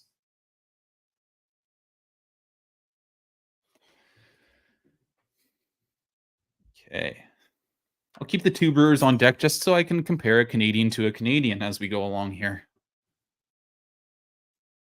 Oh, way more grainy. Oh, wow. Very much on the malt. This is rye bread. This is this is yeasty porridge, oatmeal. Very much on the malt. Okay, this is gonna need a moment. I am not picking up any peat, which might not be because the peat influence in this is light, but because I've actually touched on a number of peated malts already. Um, yeah, this is something herbal in there, maybe a bit of grapefruit.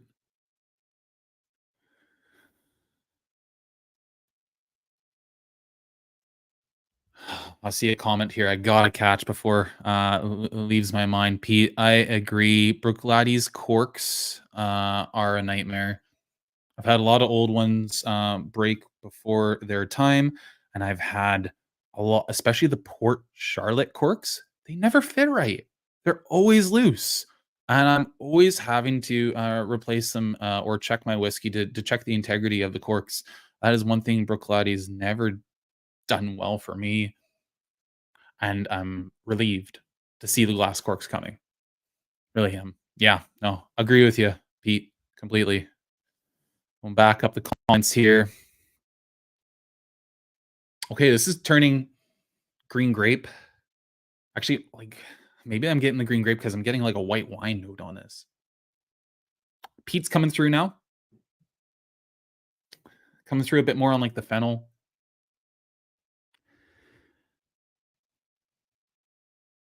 Nice, lovely coastal note. I don't remember the smoke point being quite this coastal. Batch two wasn't this coastal. I do remember that the peat on the smoke point was much more prominent on the palate than on the nose. So I'm gonna dive in here.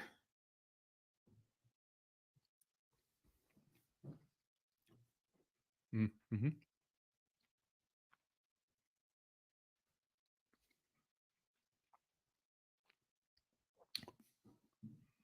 Ooh, that is lovely. That is robust. That is malty. Vanilla sugars. Again, something darker. I almost attribute to the flavors I get out of some really nice, flavorful ryes. A lot of oak tannin in there too. This batch was when they were starting to get older. This is bottled at 53% ABV. This one, non-chill filtered natural color. That is a whiskey drinker's whiskey, because it's not being assisted by wine. It's not being assisted by sherry.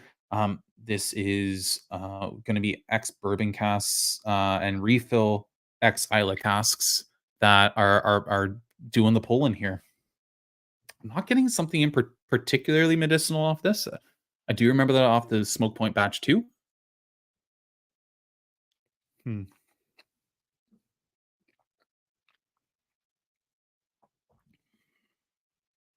Oh, nice, lovely peat lick now.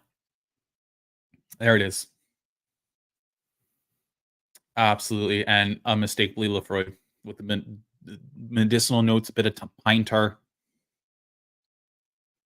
Yeah, almost like pine sap, resinous for sure. A little bit of like um West Coast IPA sort of feeling there. Liking that a lot. I'll be interested to compare to the two Brewers released 38 that was using the Barrett's malt for their peated influence. Um, let's see here. Smear gel. Been thinking to buy a Gordon MacPhail Highland Park 17-year-old refill sherry puncheon bottle. I mean, you guys know my thoughts on Gordon MacPhail. I'm in love with their releases. If it's from the Connoisseur's Choice range, it should be at minimum like a 7 out of 10 to 8 out of 10 on like the dram face scale. They make phenomenal whiskey. Refill sherry sounds not only safe, but actually exactly what I would look for Highland Park. I look for either ex bourbon or refill sherry. That is wheelhouse whiskey for me. I don't see how they could not have produced a good to great Highland Park at Gordon MacPhail, knowing their cask management system. I think you're real safe in buying that as long as the price is right, Smear Gel. make sure it's a decent, fair price for you. But I would have no reservations buying a G&M Highland Park 17 from Refill Sherry. Yeah, I'd say go for that, man. Pete, 20-year-old Ardmore is absolutely lovely. Doesn't get a whole lot of love from the public though. That might be a good thing for us whiskey folk, whiskey fans who enjoy the deeper cuts of whiskey.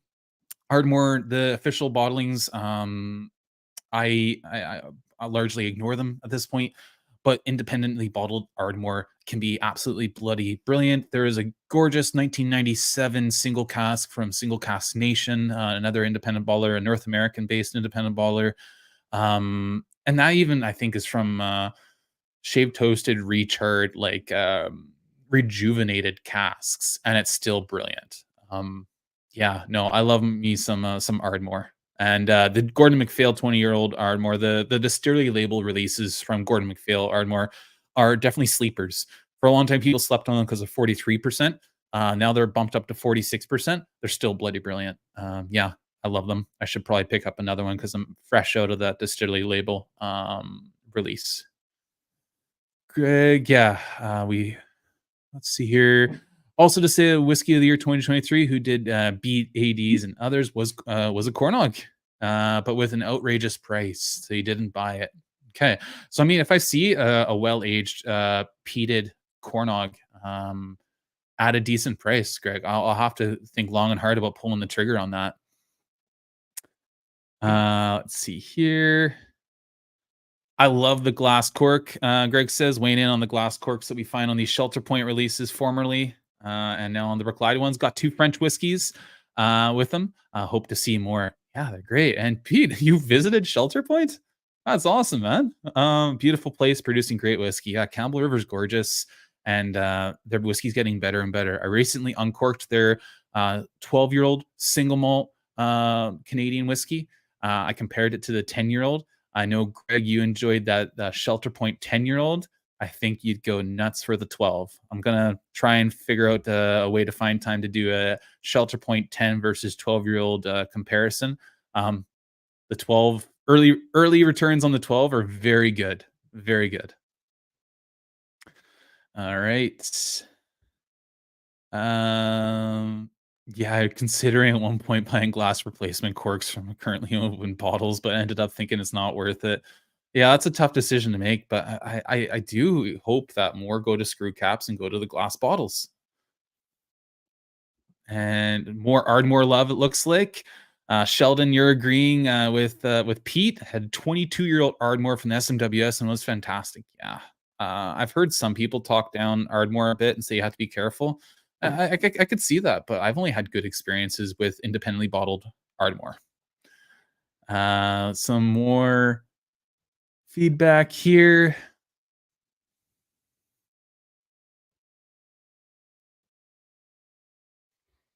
Yeah. Greg, you're chiming in on the glass corks. Used to be on Waterford too. Are they not on Waterford anymore? I have to be honest, I don't own a single bottle from Waterford. I'm looking for the right one to add to the collection, so I have an example of Waterford. I love their idea of trying to do these single farm releases. I have not found one that really clicks with me. If you guys have suggestions for a good Waterford, huck it into the comments.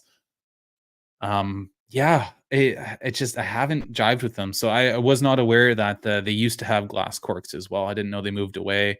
And Greg, yeah, well, wow, the 12, curious. Yeah, the 12 so far. I mean, I'm only 2-3 glasses in. I've shared it with one person so far. Reports are good. So what Shelter Point has done since, because they used to go ahead and like I said, use ex Isla whiskey cask to impart a peat influence in their whiskey. They have changed that, and I think it's probably a change for the better. And largely, Shelter Point is getting better and better and better. Their artisanal single malt now has a 7-year age statement on it. I've had bad experiences with early batches of the artisanal single malt. Recent batches have been excellent. They've been excellent. Much better than they used to be. So if you see the ones with the wooden corks, I'm sad they're not glass corks, but it's a good way to indicate whether it's more recent batch. And those wood cork releases from Shelter Point are better, for me, hands down. But what they're doing with the Shelter Point Smoke Point release now is they're actually harvesting local peat from their farm. They're harvesting beech wood from the beaches near Campbell River, and sometimes they're even throwing in some seaweed. They're lighting that all on fire, and they're smoking the inside of casks. They're smoking the barrels with peat, beech wood, and sometimes often like driftwood, not like beech wood, but like driftwood from the ocean, as well as occasionally seaweed. And they're seasoning the cask with that smoke. So they're smoking the cask instead of the malt. And the reason for that is we don't have maltsters in Canada who seem willing to work with peated malt. And there's a bunch of different reasons for why that is. We'll talk a bit more about that because that kind of comes to the linchpin of why so many people seem to be scrambling to find different ways to add peated influence to their whiskey, but not doing it with local peat. So Shelter Points found a way to work around that by peating their casks instead of peating the actual grain. Really interesting. I don't have an example of that on my shelf yet. If I ever do, I'll do a comparison between the old ex Islay cask versions and the versions where they smoke the inside of the cask. Really, really interesting development from Shelter Point there. And again, because it just has a more local signature and a signature that's more real to and more unique to who they are, something that you can't just get from anyone else.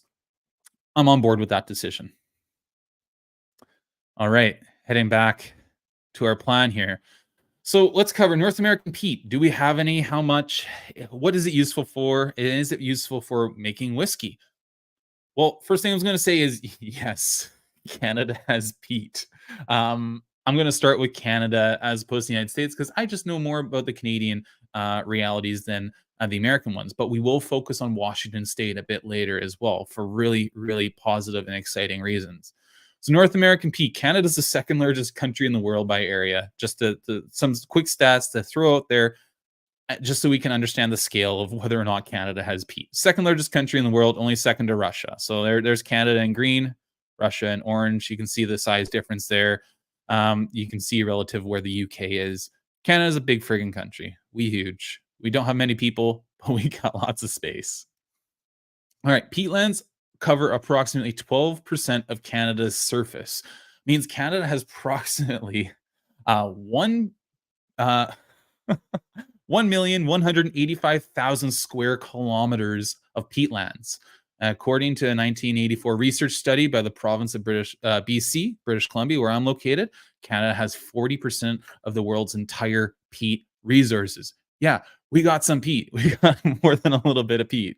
And for comparison, Scotland is by area 77,910 square kilometers. It's 0.008% the size of Canada. 20% of Scotland's area is covered by peat, meaning there is 15,582 square kilometers of peatlands in Scotland. You can see I've laid the imprint, the size of the UK as a whole, not just Scotland, but the UK as a whole, and it would fit inside of the province of British Columbia for reference. That, again, where I'm located in the southwestern corner of British Columbia. It is quite a friggin' size difference. So that's the scale there. 60% of the total peatlands in Canada are perennially frozen, however. So that leaves only 474,000 square kilometers of potentially usable peatlands. Still, 40% of the world's total peat resources, of that 40% are usable. It's still a ton of peat. Most of it's located in Northwest Territories, Ontario, or Manitoba. BC has a little bit of peatlands, but not much. Only 1% of Canada's total. We've got about 13,000 square kilometers, which is about 83% of what Scotland has for offer. All right. So there are limitations, though, on how Canada can actually use and even harvest the peat. Permafrost is a limitation on harvesting. You need 16 weeks of frost-free weather in order to go ahead and harvest the peat. A lot of the peat is inaccessible. It's too remote. Sure, you can mine it. Can you get it out? And poor drainage. If peat is too wet, if it's basically waterlogged too much, you're not going to be able to actually harvest it and use it. That's why oftentimes it's kind of damaging to peat resources, and we have to be very careful with peat. If you they'll cut trenches to drain it, and then they'll come back to harvest it for use. A lot of the peat in Canada, it is just too wet. You can't drain it. We oftentimes call it muskeg. And if you're in muskeg country, it's buggy, it's swampy, it's marshy, and it's tough. It's tough sledding if you're trying to hike through it. That's for sure. Pop to the comments here real quickly before we carry on talking about peat. Greg, indeed, heard about Russian peat, but not yet a Russian whiskey. Would like to try one, but it might not be popular or exported for political reasons. Yeah, I would tend to agree. I would be skeptical if it would be popular or accepted at this time. Sheldon, oh Sheldon, thank you so much, man. With a super chat here. Thank you for helping out in that way, man. You're such a big help to the channel. I'm glad I was able to hang out live for a bit today, but I have to run. I'll catch the rest on replay. Great topic today. You really did your homework. Cheers, Matt. Thanks, Sheldon. Really appreciate you coming back to check out the rest on replay too. I know it's a heavy topic. There's a lot to kind of chew through here. And I'm doing my best to keep on track here, but I appreciate the support. Thank you for joining for another live here, man. I'm hoping to do it more frequently in the future. Cheers, buddy. Until next time. I'll raise up the two brewers here, buddy. Have a great weekend, Sheldon.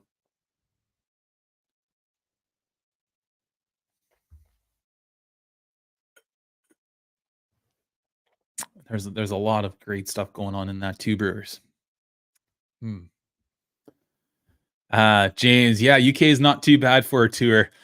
Yeah, man. I think I've seen more of the UK now than I have of British Columbia. I've only gotten halfway up this province, and even that was about a 6-hour drive, 6 or 8 hour drive. Jeez. Lots of work behind this live show, Matt. So please, guys, click the like button. Oh, thanks. Thanks there, Greg. I really appreciate that. Yeah, click the like button, guys. I'm told it helps with the metrics and with getting this in front of more viewers in the future. I appreciate any and all love and support for the channel here, guys. Climate change, whiskey's friend. Yeah, yeah. Free up some of that peat from the permafrost. Yeah, we'll see. Probably the same in Russia. I would imagine. Yeah, a lot of the peat resources are frozen for too much of the year to be harvestable. But it's something I never thought about with peat before, whether or not like you could harvest it. What are the factors that go into whether or not you're able to actually take it out? And the way it's harvested in Canada is much different typically.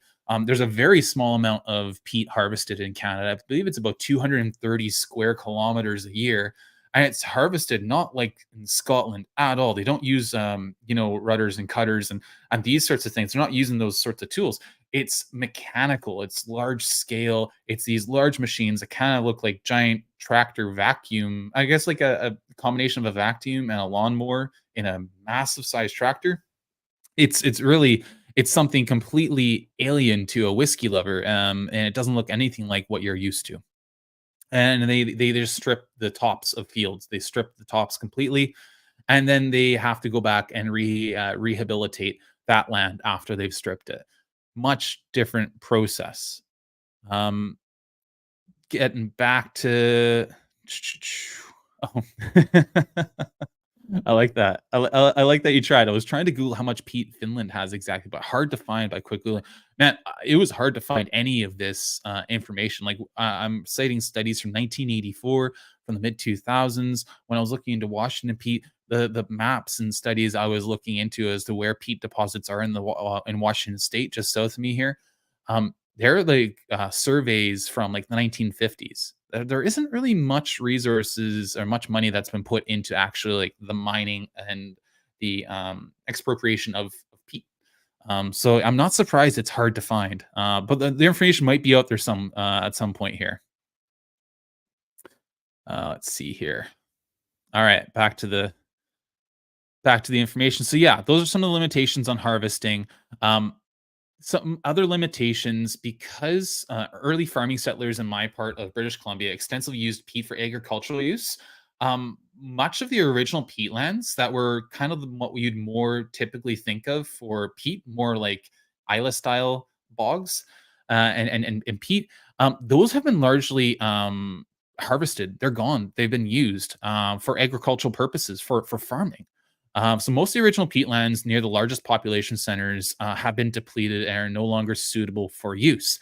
As a result, much of the peatlands that do still exist near urban population centers, where they'd be easier to access, less remote, they are highly protected. They're concerned for protection and conservation, and peatlands are a very important carbon sink for holding and storing greenhouse gases. Just as important to me is they're vital for fish and wildlife habitat. And as a big fisherman, a big salmon fisherman, trout fisherman, sturgeon fisherman, I'm sensitive to that, and these habitats that actually rear the fish, especially in the early year stages of life. Um, they are highly protected now. So if you're going to be picking up or harvesting peat, it's going to be from a private property, so a farm you own that doesn't have a stream running through it. That would be, say, um, protected by, say, the fisheries ministry, or it's going to be peat that you're harvesting from upcountry, somewhere's much more remote that you can get a permit to mine. Really interesting differences there. And again, it explains why I see much less of it here. As an example, as well for protecting peatland, Scotland's getting serious about peat preservation. Their most common commercial use is as a fertilizer sold commonly in the garden center. Less than 1% of Scotland's peat was used for whiskey in the past, and that is until now because there's a relatively new ban on the sale of peat for fertilizer that's now in place. The Scottish government announced in 2020 as well that they're going to be spending much more money, 250 million pounds at that time, to help restore 250,000 hectares of degraded peatlands by 2030. So there's a lot of considerations for conservation. There's a lot of limits on what you can do and what peat you can harvest, what peat you can use. And this eventually is going to impact the whiskey industry, I'd imagine. Again, they're using a very small amount of peat. And so I'm not sure how much of an impact they are having, but they are going to be they are going to get people's attention now that 99% of the peat users have been taken off the table. Whiskey is going to have a larger share. They're not going to be able to cite that 1% stat anymore. I think it's important to note that as good friends, we can't simply rely on peat harvested only from one small geographical location. It's not fair to Scotland's right to conserve what they have. Sharing is caring, and sharing is one thing, but a one-way relationship is another, and it really should be two-way, which is why I think we really need to look into using what we have here in Canada to make our own peated single malts. Just imagine the possibilities when we're talking about peat terroir, when we're talking about the flavor differences between Islay, Orkney, and mainland peat. What does Vancouver Island peat taste like? What does Fraser Valley peated whiskey taste like? What does peat harvested from northern Manitoba, Ontario, Newfoundland, all these different places? What would it do? How would they be different? If Scotland has this many different kind of regions, or like this much regionality and varied flavor profiles from their peat, countries the size and the vastness of Canada certainly has some unique stories to tell. Now, it might take a lot of work to figure out what peat actually tastes good when using to actually, malt your barley and kiln it with the peat. It might not be all successes, but I think it's worth exploring. I think it's really important to, and I think it's something that is the future of whiskey, single malt whiskey in Canada. Checking with the comments here. Smirjal was trying to. Oh, we already covered that one. Yeah, it's tough to find the information. Greg saying, "Oh no, the glamour is gone." Yeah, no, they won't want to show pictures of the industrial harvesting devices. Most of the distilleries that are starting to work with local peat in Canada now, they are harvesting by hand.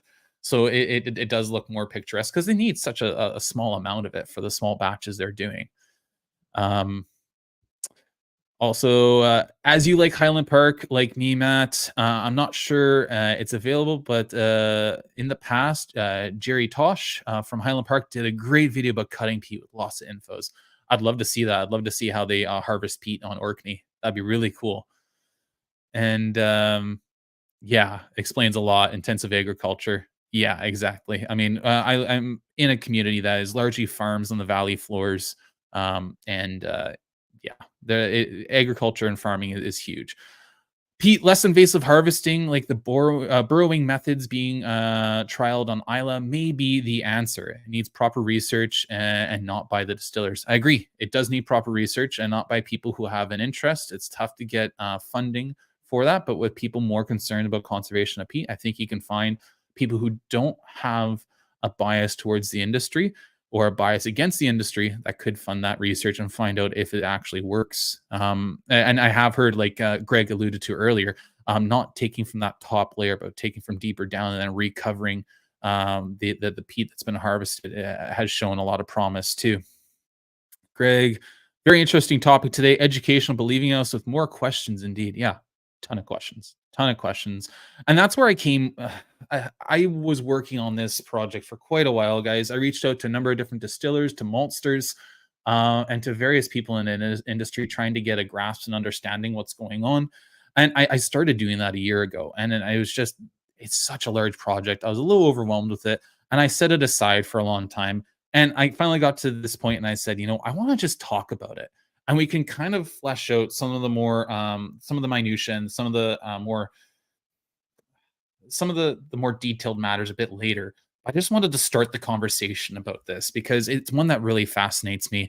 And when I'm looking at distillers that I want to buy bottles from in Scotland, for instance, I'm looking at ones who have that unique signature. Like when you're talking about Highland Park, no other distillery, unless Scapa is now using Orkney peat, which I don't think they are, no other distillery is really using Orkney peat. So that's something unique to Highland Park. No other distillery I'm aware of is using Loch Gorm harvested peat other than Kilhoman. These are things that you can really grab onto and say, no, this is what helps make this distillery's whiskey its whiskey. And I find that really fascinating. That really gets me going and it gets me excited when it comes to whiskey. All right. So, the beginnings of locally peated whiskeys in North America. Here's two examples of early whiskeys. Some of the earliest examples of whiskeys that were made using Canadian peat. On the right, you have Leviathan. There was three editions of Leviathan. It was from Lost Spirits in Las Vegas, I believe, and they used Canadian peat early on to peat this whiskey to on the grain. I think it was 110 ppm, which is huge. I never got to try it, but they were experimenting with Canadian peat down in in Nevada, of all places. On the left here, we have a bottle of Pemberton Valley whiskey, Pemberton Distillery. It was for a short time known as the Shram Distillery. It's no longer. It has closed or at least been taken over. It's under a new name now, but it was a farm distillery where they were malting their own barley on site and they were harvesting peat from their own farm and making a lightly peated single malt whiskey. And most of the bottles were actually about 10 years old. So lightly peated, 10-year-old bottled, non-chill filtered, natural color, 44% ABV whiskey. Really interesting. There's still a few bottles of this floating around in the market. I hope to grab them because I think it's really unique. And that is actually the first whiskey I'm aware of that was made using Canadian peat, in particular British Columbia peat. Really fascinating. I'm not sure how it tastes because I've never tried it, but you have to know I am deadly curious to try it. So this is kind of the beginnings of it, and again, relatively recent. It's a very young uh, I guess industry in Canada, single malt, because Canadian blended whiskey, and Canadian whiskey is typically much different. It's more on corn, more on rye, more on other grains than barley. And if we are using barley, we're blending it in with other grains. So single malt is a relatively recent phenomenon for Canada with Glenbretton, as we mentioned at the beginning, 1990s. So it's a young industry. All right. So that's the beginnings. Now, we're going to talk about Skagit Valley Maltings and Westland Distillery. I recently visited Westland Distillery. I visited with some people who follow the channel who were local to me here. One of them is uh is Jerry. Jerry is a aquavite barfly. Have lots of fun with Jerry. On this day, we were heading to a Whitecaps versus Seattle Sounders football match. Whitecaps won 2-0. Go Whitecaps. Whitecaps are playing tonight. Wearing my Whitecaps hat right now. But as you can see, we visited Westland Distillery. Jerry's in his Sounders green kit there. Yeah, you had fun, Jerry. I hope that game it wasn't the result you were looking for. But beforehand, we toured the distillery to see what Westland's all about. And they have the same owners as Brook-Laddie. And as such, they have a lot of commonalities. They're both B Corp certified. They have a lot of the same ethos, and they like to do things with a focus on local. You can see that with their releases that are using the Solaire release, which is using local barley. You can see that with the Gariana oak releases, which are using the indigenous oak to the west coast of both Canada and of the United States to age their whiskey. Really fascinating stuff they're doing. In the center of the cask here, you can see the cask fill levels. They have the dates that they were barreled on there too. I definitely suggest visiting Westland. Our tour guide was phenomenal, super, super informative, and had answers to every question we had. And so, what I want to talk about here, Skagit Valley Maltings and Westland. Westland worked with Skagit Valley Maltings on a project because there's so much about local, much like what Brook-Laddie is with their barley terroir, supporting Islay barley and locally grown barley. They were working with a maltster, Skagit Valley Maltings, to work on a Washington peated whiskey using Washington peat. And so we're going to take a look at the only mineable peat source in Washington currently. I'm going to pull up the slide here. So this pond, this bog, if you will, this is an open peat mine on the Olympic Peninsula, just south of Seattle. This is the source of the peat that was harvested for the Westland Solemn release.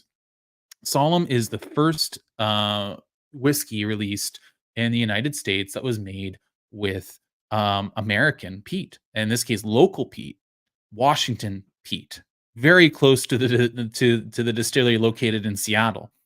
Now, the only problem was, well, you can harvest the peat, and in this case, they're using a tractor essentially to dig the peat up off the bottom of the bog, pull it out. It was very mucky. It was almost like mud, and then they had to dry that out. And when they dried it out, they actually kind of made it into this dirt, this soil, this dried soil, so it'd be easier to burn.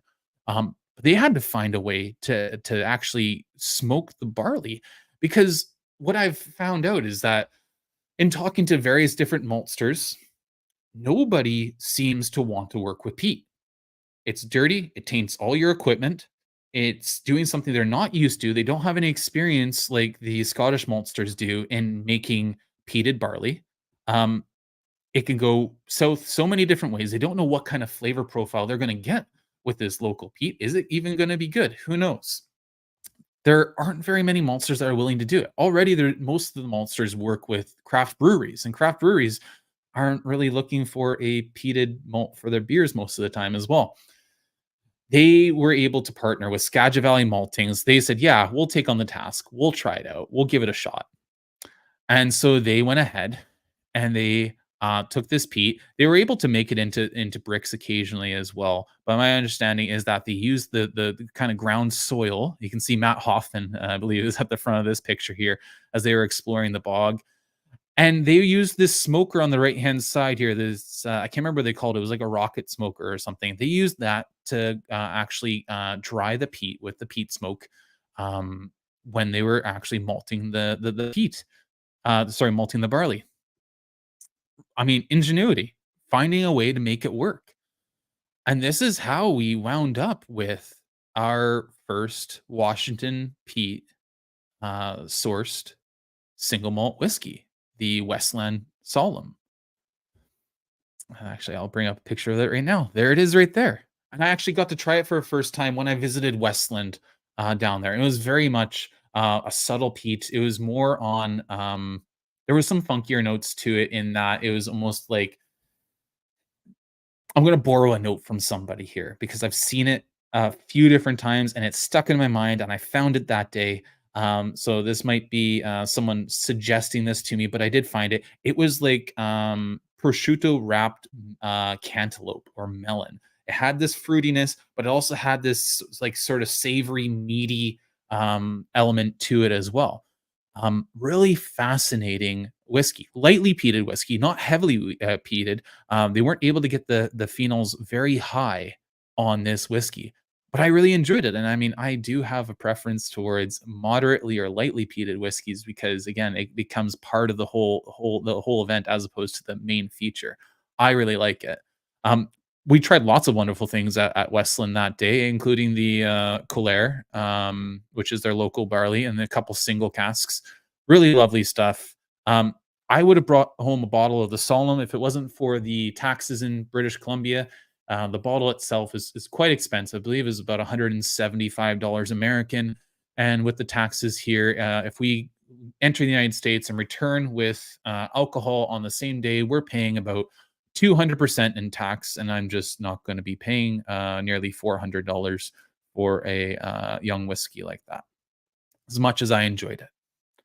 Yeah, really interesting stuff from Westland, and they were kind of the pioneers that helped kick off, helped inspire, and really gather people together to finally get a maltster on board to make a Washington a locally peated malt for people to use. And others have benefited from this too. It's not just Westland that's benefited from this. Checking in with the comments here, see what people think about Westland.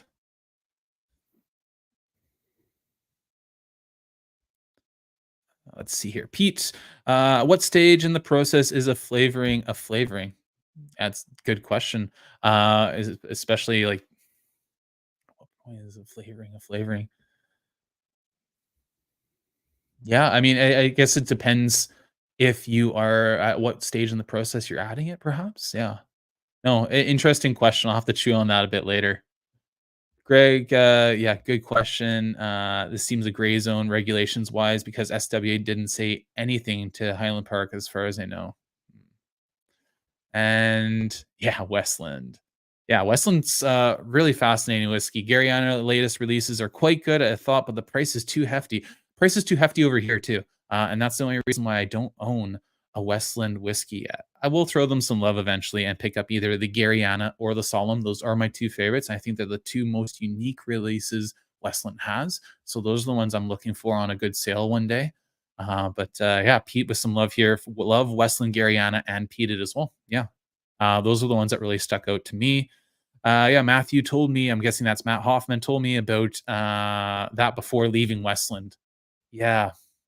Yeah, he has moved on. I believe, oh gosh, is it Tyler that's running the distillery now? But Matt did so much innovative work with Westland. You could see the passion. He really had the passion for making whiskey and making things that are different. Solemn good, but expensive too. Yeah. No, it's too much money. Lots of protection on peat bogs in the US. Yes. Yes. And lots of protection in the ones that are closer to larger populations here in Canada too. Smear gel, I wouldn't mind being a peat digger for my profession. Always been interested to work in a coal mine. Yeah, you got a bit of a miner's edge to you. And Greg, yeah, it's surprisingly soft. Yes, the solemn is, and I loved that because you could take more time to tease out the nuances of it. You suspect they'll do a heavier expression later on. All right, I got some bad news. Bad news about Westland. Bad news about their solemn releases. Number one, I don't think Scadrivelli Maltings was ever able to get the phenols much higher than about like 11 to 15 ppm. It seemed like that was kind of the high ceiling. If I'm wrong about that, it wasn't much more than 20. It's all fairly lightly peated. Um, and why I say that the bad news here, I'm just gonna come out with it. Scotch Maltings closed last summer. They went bankrupt. I was hoping that Westland would wind up buying Skagit Valley Malting since they had such a partnership with them. They've been bought, as my understanding, by another company who is more focused in milling flour and other grains than they are barley.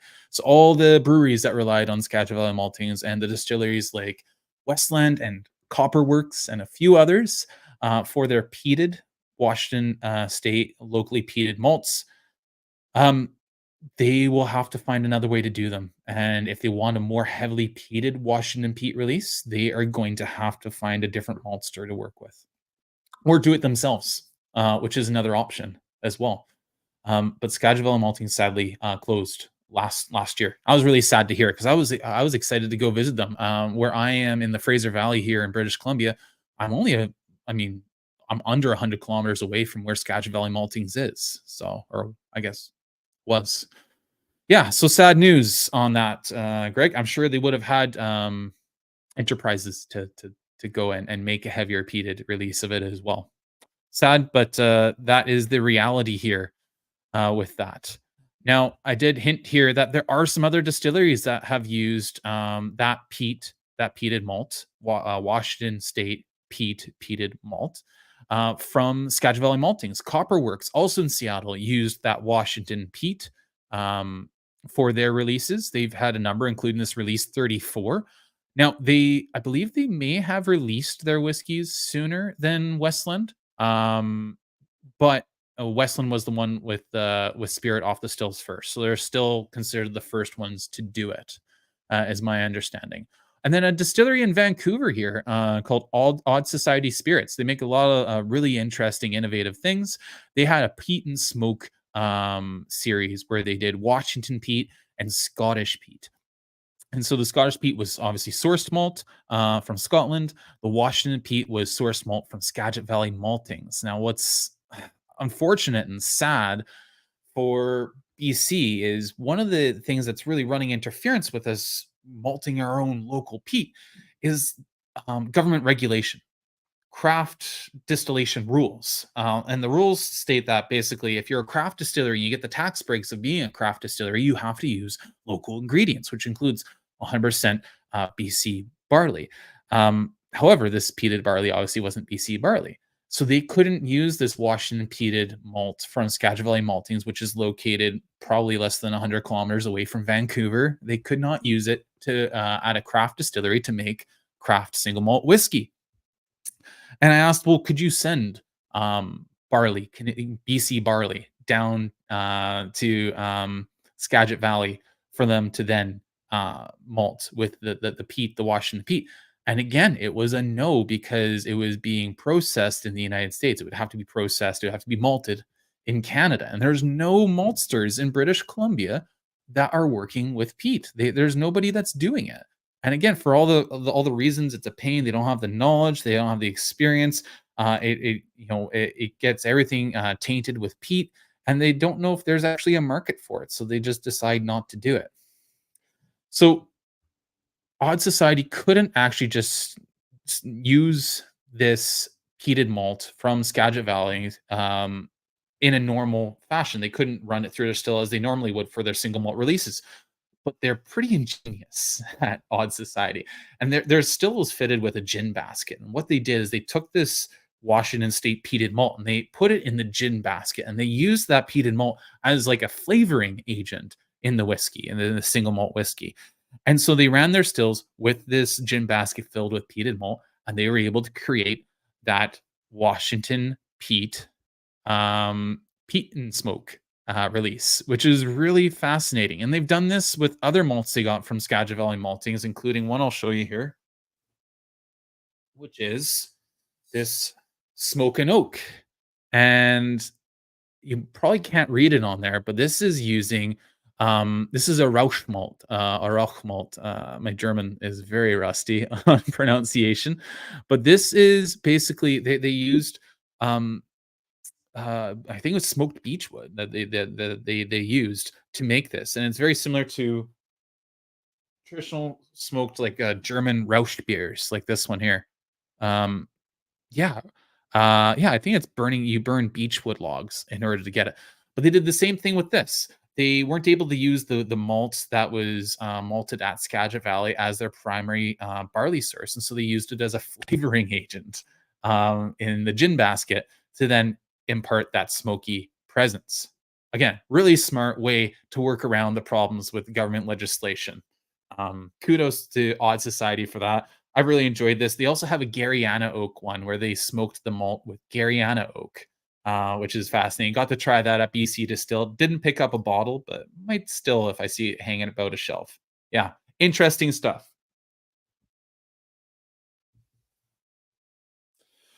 But yeah, there's a lot of roadblocks to using local peat here in BC, and it's sad, unfortunately. Um, Getting back to the comments, the Colère is also hefty in price. I'm guessing you're meaning there, Greg. Yeah. My favorite of the stand last year, limited release, finished in a local beer and only available at the distillery. I might have tried it actually. Yeah, I think I did. But by that point, I think I was just overwhelmed with so many cool things at Westland. Westland focus on tasty whiskey while experimenting. Some craft distilleries just focus on experimenting. Yeah, that's a good point. If you're experimenting, it's still got to taste good. It's still got to find a way to make it, engaging and something we want to drink. Let's see here. I missed a comment earlier. Also, we didn't speak about flavored peat because I think it is also a relevant question. Highland Park admits that they did add heather to their peat, and Macmira, Genever branches to their malt for peated releases. Interesting. There is a local angle from here on the West Coast as well with that, with a certain Vancouver Island distillery adding sugar kelp, seaweed, to their peat as a flavoring agent. Interesting. Very interesting. We'll be finishing with that whiskey today. All right. Too bad. And yeah, Pete, that's a shame. It is a shame, yeah, because we were finally making inroads. We were finally getting progress in this, local peat battle, if you will. Too bad Westland could have bought it through their French owner. I agree. I fully expected them to buy Skagit Valley Maltings, and was sad when it didn't happen because I could see that partnership being beautiful. I mean, Skagit Valley, just down the road from Skagit Valley Maltings, is where Westland has their warehouses. So, I mean, it just made sense. I don't know, maybe there's still something there, but again, my understanding is it was sold to a different firm with different intentions. Let's see here. Bloody red tape. Yeah, exactly. Bloody red tape. Just getting in the way of innovation in an industry such as craft spirits. It's yeah, it's stupid, and it's not free market anymore. No, it's not. No, it's not. Uh but yeah, smoked malt. Yeah, smoke is Rauch. Yeah, Rauchen, something like that. Yeah. Again, my German is very rusty. Mein Deutsch ist schlecht. It is not good. Moving on. Macaloney's Island Distillery. That is where we're going next, guys. That is going next. And that is where we're going to find a distillery that has found a way to work around this Skagit Valley Maltings roadblock. So these are the stills. These are the Forsyth's Copper Stills at Macaloney's Island Distillery. Pete, if you visited Shelter Point in Campbell River, you may also have visited Macaloney's in Victoria on Vancouver Island. They have um, Graham Macaloney, the owner, and if you really want to get me into a rant, ask me what I think about the SWA and Macaloney's and the lawsuit about their name. Seriously, ask me, and I will probably go on a 20-minute rant. I might even turn red. But Graham Macaloney of Macaloney's Island Distillery, formerly Macaloney Caledonian, they he went to Islay and he visited, I believe it was Kilhoman and Lefroy to see how they smoked their malt, to see how they ran their floor maltings and how the smokers worked, how the kilns worked. He did some research and he brought what he learned back to British Columbia because he wanted to find a way to impart heavier peat smoke to barley at his distillery. And he's actually come up with this bespoke kind of jerry rigged peat smoker um, to smoke his malt at his distillery. So yes, Macaloney's Island Distillery is actually peat smoking their malt at the distillery on Vancouver Island, which is a first for any distillery in Canada, I believe. I believe they're at the cutting edge of this. So that is the inside view of their smoker. They are sourcing the peat from Washington State. They're sourcing it from that same peat source because there is only the one peat source that is mineable in Washington State. So it's the same source that Skagit Valley Maltings was using, except for they're in control of the actual process. And they've had some really interesting results where the Solemn was fairly lightly peated. Macaloney's has been able, through this process, to actually peat theirs much, much heavier.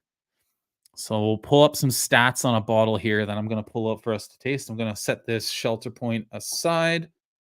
And I'm going to set the two brewers aside. I'm going to bring this Meikle Toir original back into the fold because that might be the closest to what we've got here.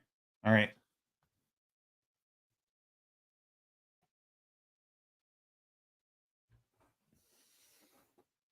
All right. So we have here Macaloney's The Peat Project.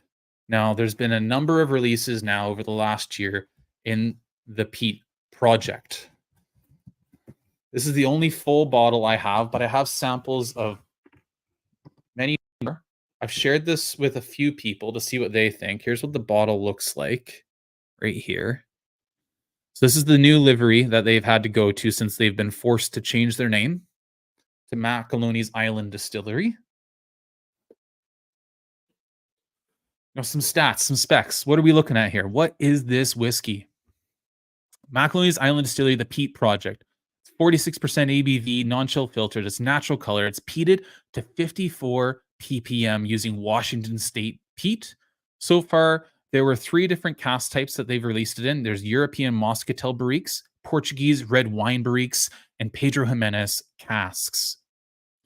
Canadian single malt from Vancouver Island. So yes, they were able to get that Washington peat smoked and getting and enough phenols onto the barley that it registered 54 ppm.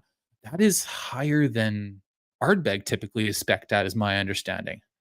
That is quite incredible. That is exactly the result that Graham was looking for. I chatted with him in email a bit about this process, and he went into much more detail and much more depth than I can here. But I think he was looking for somewhere between 40 and 50, and he came in, he overshot that. He got all the way up to 54.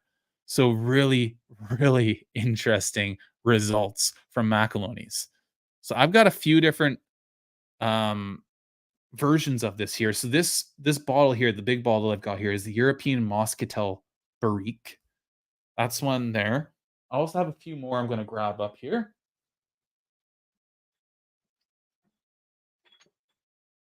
I also have miniatures of the Portuguese red wine STR cask. And that is again at 46% ABV. These are single casks as well. They're single casks that they then reduce down to 46%. And I also have a cask strength, or at least a higher percentage. I'd have to check if it's fully cask strength. It's a bit of a round number for that. But Peat Project Portuguese red wine barrique at 57%. So that one would be an interesting comparison, both at the higher ABV and the 46% ABV. So I'm going to pour a little bit of all these. And then we'll also be touching on, and this will be really interesting. I teased this out a little bit. Macaloney's The Peat Project sugar kelp releases. Yeah, so on the right there, you will see the sugar kelp that they added to their peat smoker as a flavoring agent, as you were talking about, Greg, adding heather or other things to that process. Well, they added sugar kelp, and yeah, I'm really I've tried it already once. I'm looking forward to trying it again and comparing it to the regular peat smoke. So this was still Washington State peat they used. It was still 54 ppm, but just with the addition of sugar kelp seaweed. Really fascinating stuff. And I will see if I have those on hand. Yes, I do. I not only have a 55% ABV Peat Project Sugar Kelp Red Wine STR cask sample here, as well as Peat Project Sugar Kelp New Make. I have the New Make at 63.5% ABV. So I'll show you what that looks like here.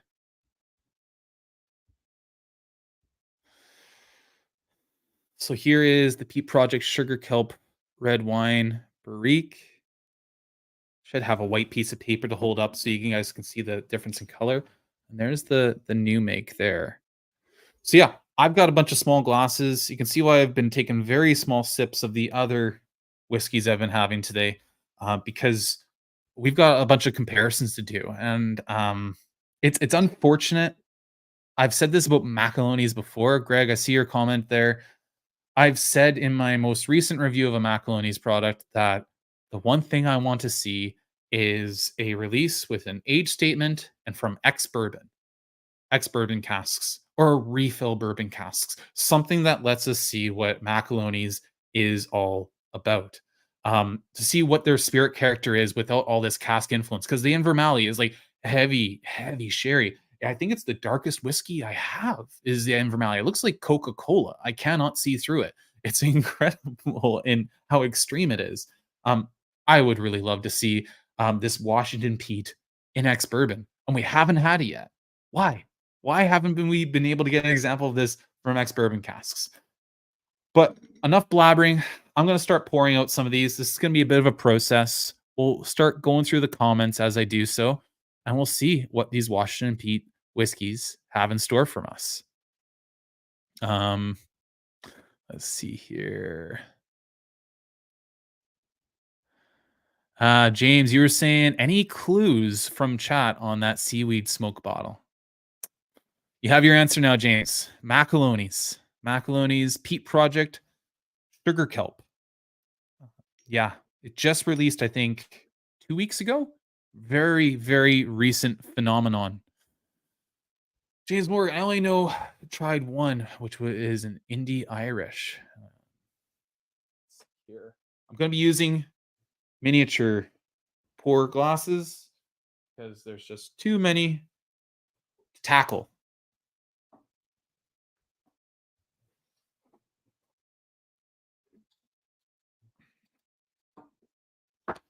All right. We'll see how this goes. So I'm going to start by pouring out this sweet white wine European Moscatel Brique.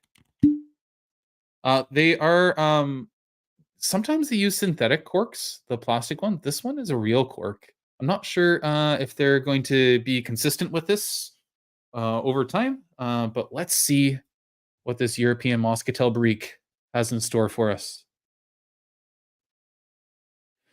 Pouring that one. 54 ppm is friggin' exciting. Pouring out a bit of the Peat Project Portuguese red wine shaved toast rechar cask.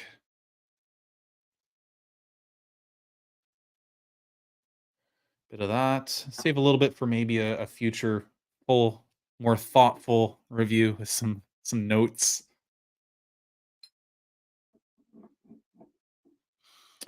The higher strength version of that same one, 57% ABV.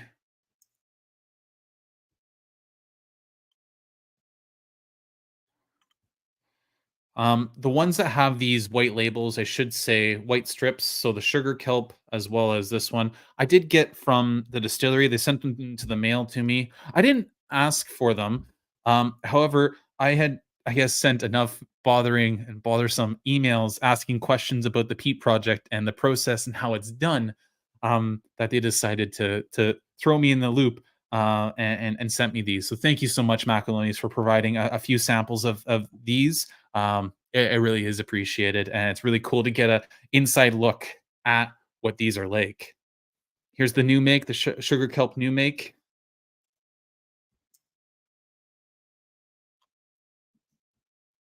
Pour a bit of that in there.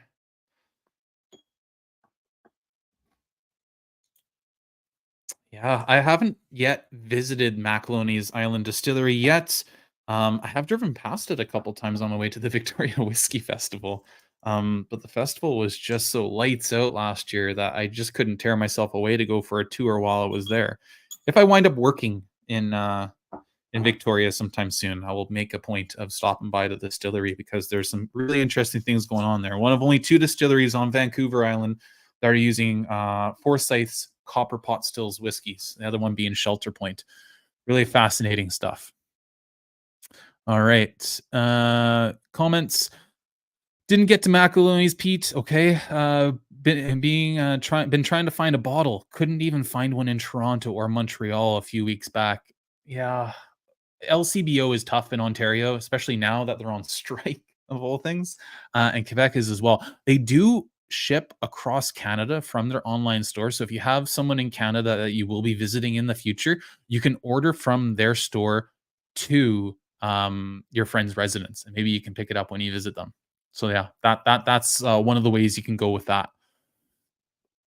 Not sure where it's been sourced, but we'll check out. I think you're talking about the Irish sugar kelp, perhaps there. Gary, welcome here, Gary. Good to see you. Good to hear from you. Need some coffee beans to smell and clear. Yeah, I got some coffee down here actually. Oh, good call. Yeah. Okay. Ah, smear Joe. Macaroni sounds bit of a macaroni to me. All right. Correct. Atlantic seaweed, wakame and sake cask. That is a mouthful and quite the idea. Okay. Uh, Greg, I like their design, bold and generous. Hope the wine casts not overpower the spirit, though. I know that I said earlier what I was thinking about with that. I just would love to see a ex bourbon cask sugar kelp. Curious because it is great, for instance, with Isla Harris gin, and that's exactly where my mind went too. That's a beautiful bottle that Isla Harris gin comes into as well. One of Kyla's favorite gyms that she's ever tried, and the Hirak is quite lovely as well. As I know you were a fan of that there, Greg. Um, James, well, more than enough kelp out there. Yeah, there's no shortage of kelp compared to peat, I guess. And Greg, you're hoping to visit Isla Harris one day? Yeah, yeah, absolutely. Oh, sorry. Hope someday Isla Harris try and do a limited release with it for the Hirak single malt. That'd be cool. Why not? Yeah, yeah. Okay. Oh, Pete. Holy crap, dude. Sorry for swearing there, guys. Probably gonna fall asleep. I'm away, and it's 2 a.m. now where I am. Very interesting live stream. Pete, thanks so much for joining, man. Really appreciate it. Thanks for all the support. That's an incredibly generous super chat, man. Yeah, thanks so much. And yeah, I hope to see you again on a live stream in the future here. I'll raise up. You know what? I'll raise up the Meikle tour because that was so good earlier. Have a great week. Pete. Cheers.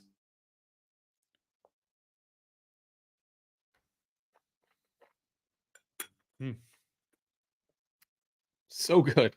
So good, that Meikle Toir original. This is just the first pour. Oh my word. Okay. I gotta cleanse my palate a bit after that peated whiskey to get ready for this Macaloney's going fresh. Donner Pass with some words here. Yes, from Youngish Distilleries, I want bourbon cask bottles. Ordered Casks and Lindors series bourbon cask release too for that reason. Yeah, I've been curious about Lindors, and I've been desperate to get bourbon releases from them because so much of it is like heavily leaning into that STR red wine cask or really wet first fill sherry casks. Yeah, I'd love to see ex bourbon release. Okay, water.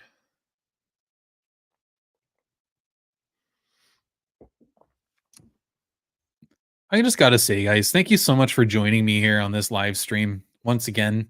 Want to make them more frequent. Got some big changes coming to the channel in the future here. If you're on Patreon, you probably already know about those in my most recent Patreon update video. I'll be talking more about that on the channel, probably the next live stream we do as we get closer to what's going to be happening. But all good things, rest assured, all things to celebrate and things I'm excited for. Greg, very dense and generous live, Matt, to share all these with us. Thanks. Hey, thank you for joining me, Greg. You're awesome. I think you've been here for every single one of these live streams, as has been. I think James, Sugar Kitty, I think Donner Pass. You've checked on all of them too.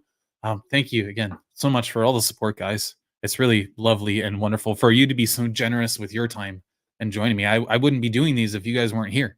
That's the brass tacks of it all. All right, turning to the Macaloney's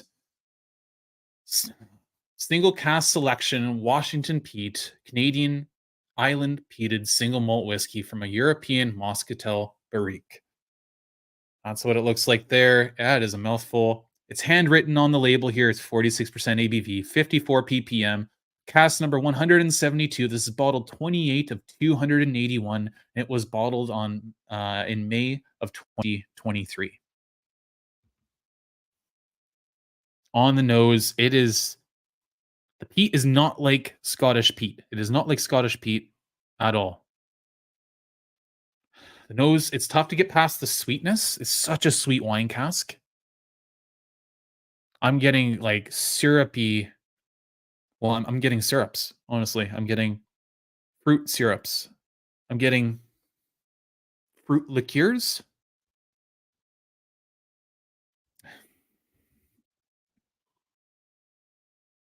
Yeah, this is like some of the like fruit dessert wines that you get to drizzle on top of like ice creams. There's like pear, peach, apricot. Obviously white wine, but I mean that part's too obvious. The peat is in there, but it's like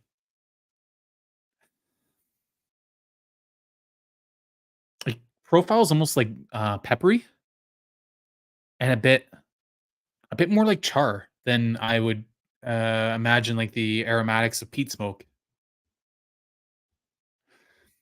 As it's profiling more char, I'm thinking like it seems dark. The malt is there, but it's just so buried in this cask. Melon and cantaloupe. Again, it's all fruits with a bit of like, I guess it would be like charred fruits. Because again, I'm picking up on that char quite a bit. A lot of char.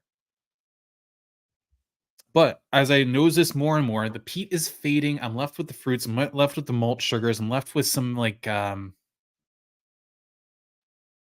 candies, like boiled candies, hard candies. They're probably all stuck together in a dish somewhere. I'm gonna nose this Meikle Toir just for comparison, real quick. That smells like Scottish peated whiskey to me. This Macaloney's smells nothing like it. Yeah. No, it's more like cask char. Okay. That's the nose. Wish me luck on the palate here, guys.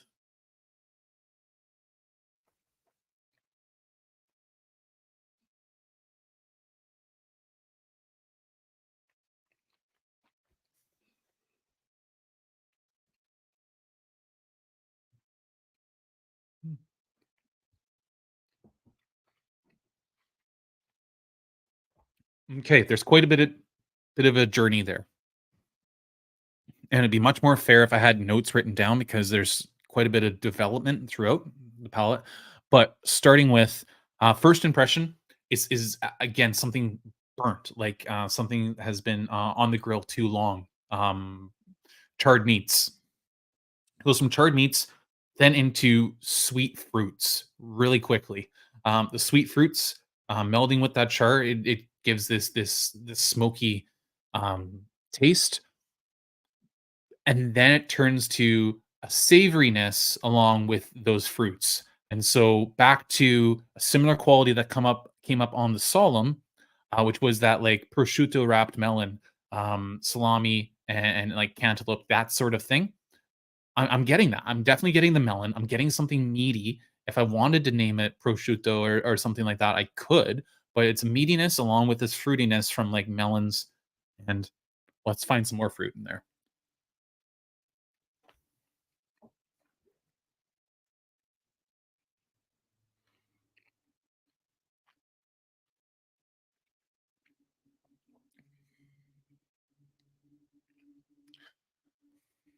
Hmm. Okay, I'm settling into this a bit more now. There's toffees and butterscotch on this, like caramel apple, like a toffee apple on the palate. There is a certain robustness to the palate. I wouldn't say it's creamy. I'm not going to say it's oily or viscous, but given more time in the cask, it would get there. I think more interaction with the cask would help this. This is 3-year-old whiskey. I'm certain this is only about 3-year-old whiskey. By the time it was released, it couldn't have been much older. They have won a ton of awards for their peated new make and their peated malt spirits that were made with these as their base. They do have some fantastic stuff there, and they have quite the pedigree with, uh with their team there. I mean, it is a Jim Swan distillery. Dr. Jim Swan, as I've talked about in previous Macaloney videos and reviews, he has his fingerprints all over this distillery, especially with their use of STR casks.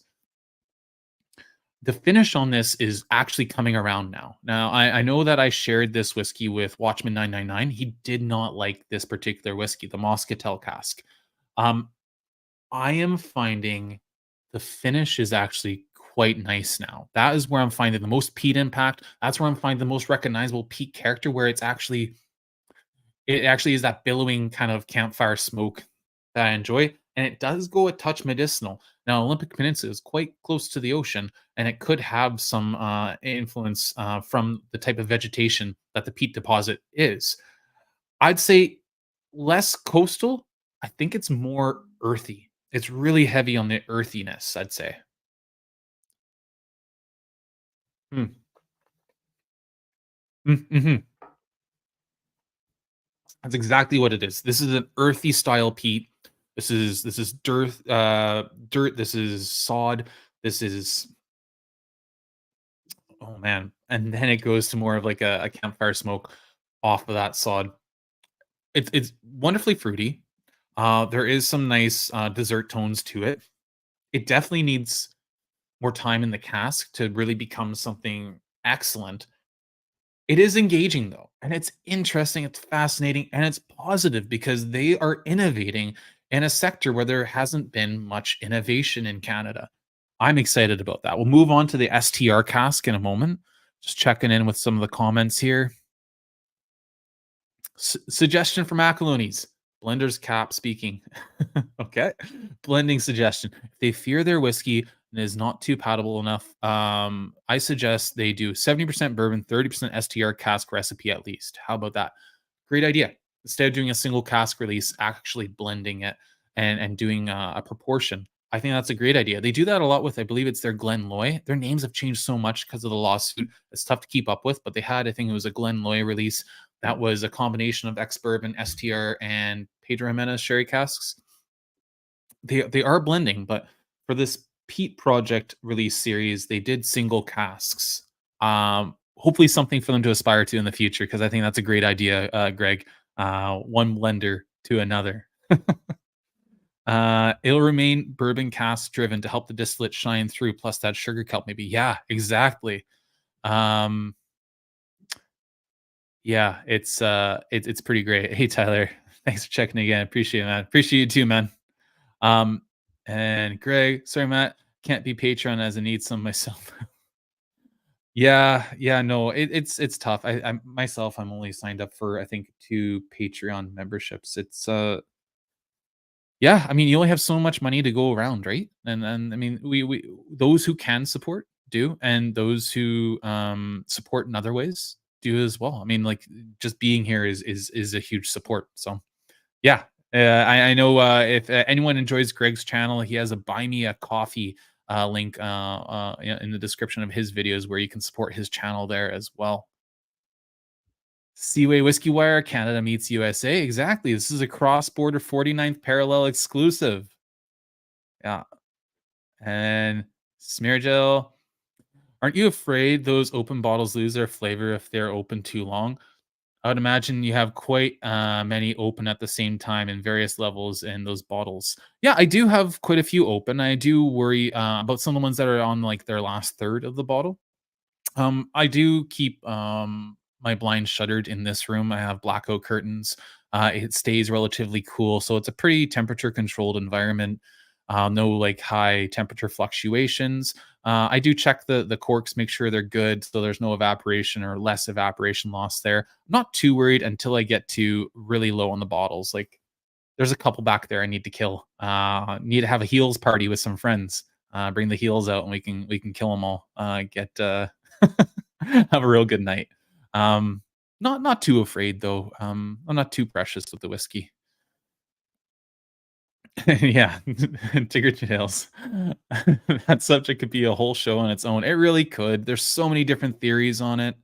Um, and then yeah, are the bottles 70 or 75? These are 75, 750 mil. So yeah, they're the full size. Can't remember the price on them right now. I think they were in and about $125 a bottle, $130 a bottle. But I think they might have dropped the prices down to about 105, 110. But yeah, no, full size bottles, which are nice. Even looking like 1 liter. They are deceptive. They do have quite a thick glass bottom at the bottom here. So yeah, you're getting quite a bit. But yeah, I think they're a good look. I think Macaloney's has a good product there when it comes to it here. I'll make sure you can actually see it the whole time. Put that glass aside. Yeah, no, really attractive. STR cask, 46%, 54 ppm. So same specs on the malt, just different cask type. Same ABV. More on sticky red berries. Like, oh, I'm not gonna say raspberries. I'm gonna say like strawberry.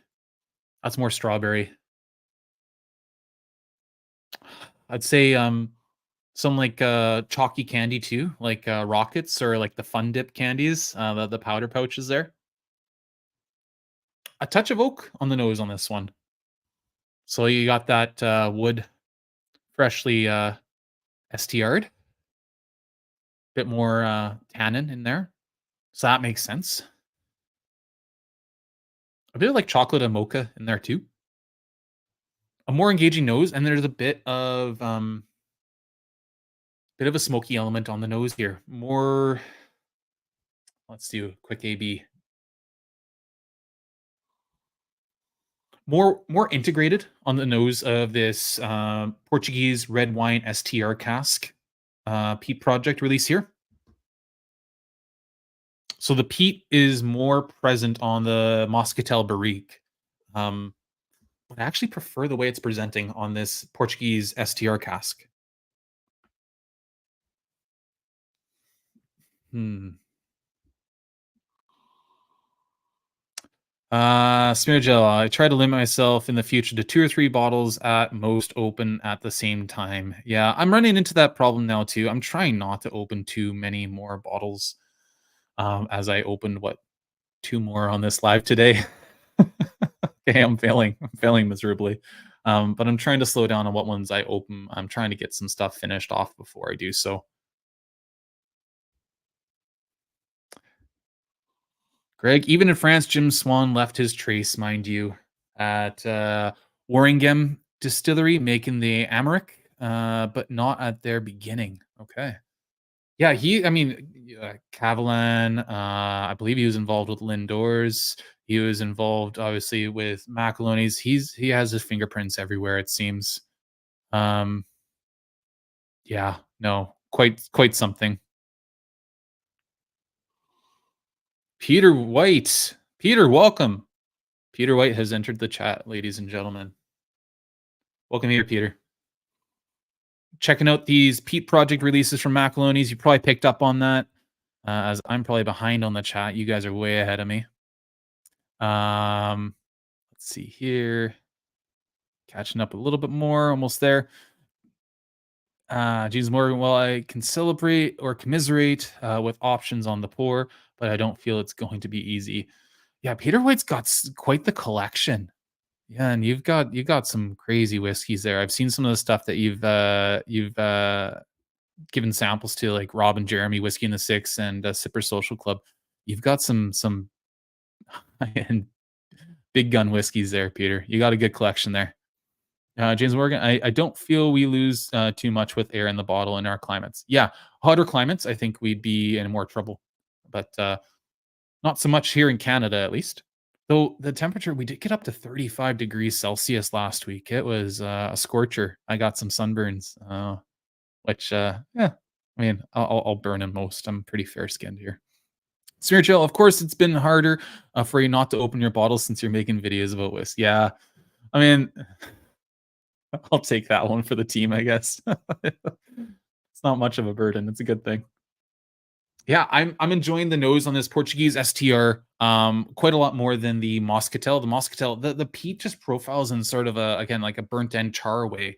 Um really enjoying this nose on this Washington peated um single malt from Vancouver Island, Macaloney's distillery, 54 ppm, 46% on the palate. Let's try this. Mm,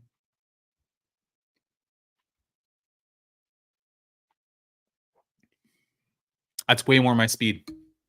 That's way more my speed. That's way more recognizable as a peated single malt whiskey as well. Um, Getting leathers, you're getting richness from those STR red wine casks. Again, not my favorite cask type, but it is what we have here. The earthiness from this particularly earthy, soil laden sod type of peat that was harvested in Washington, blending well with those richer flavors of this cask type. There is definitely dried fruits, more like red berries. Again, on the nose, I was getting strawberry. Let's see what if I can try to pin down a few fruits here.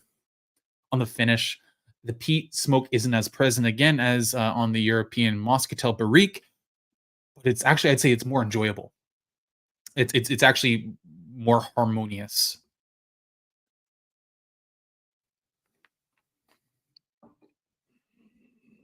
Mm.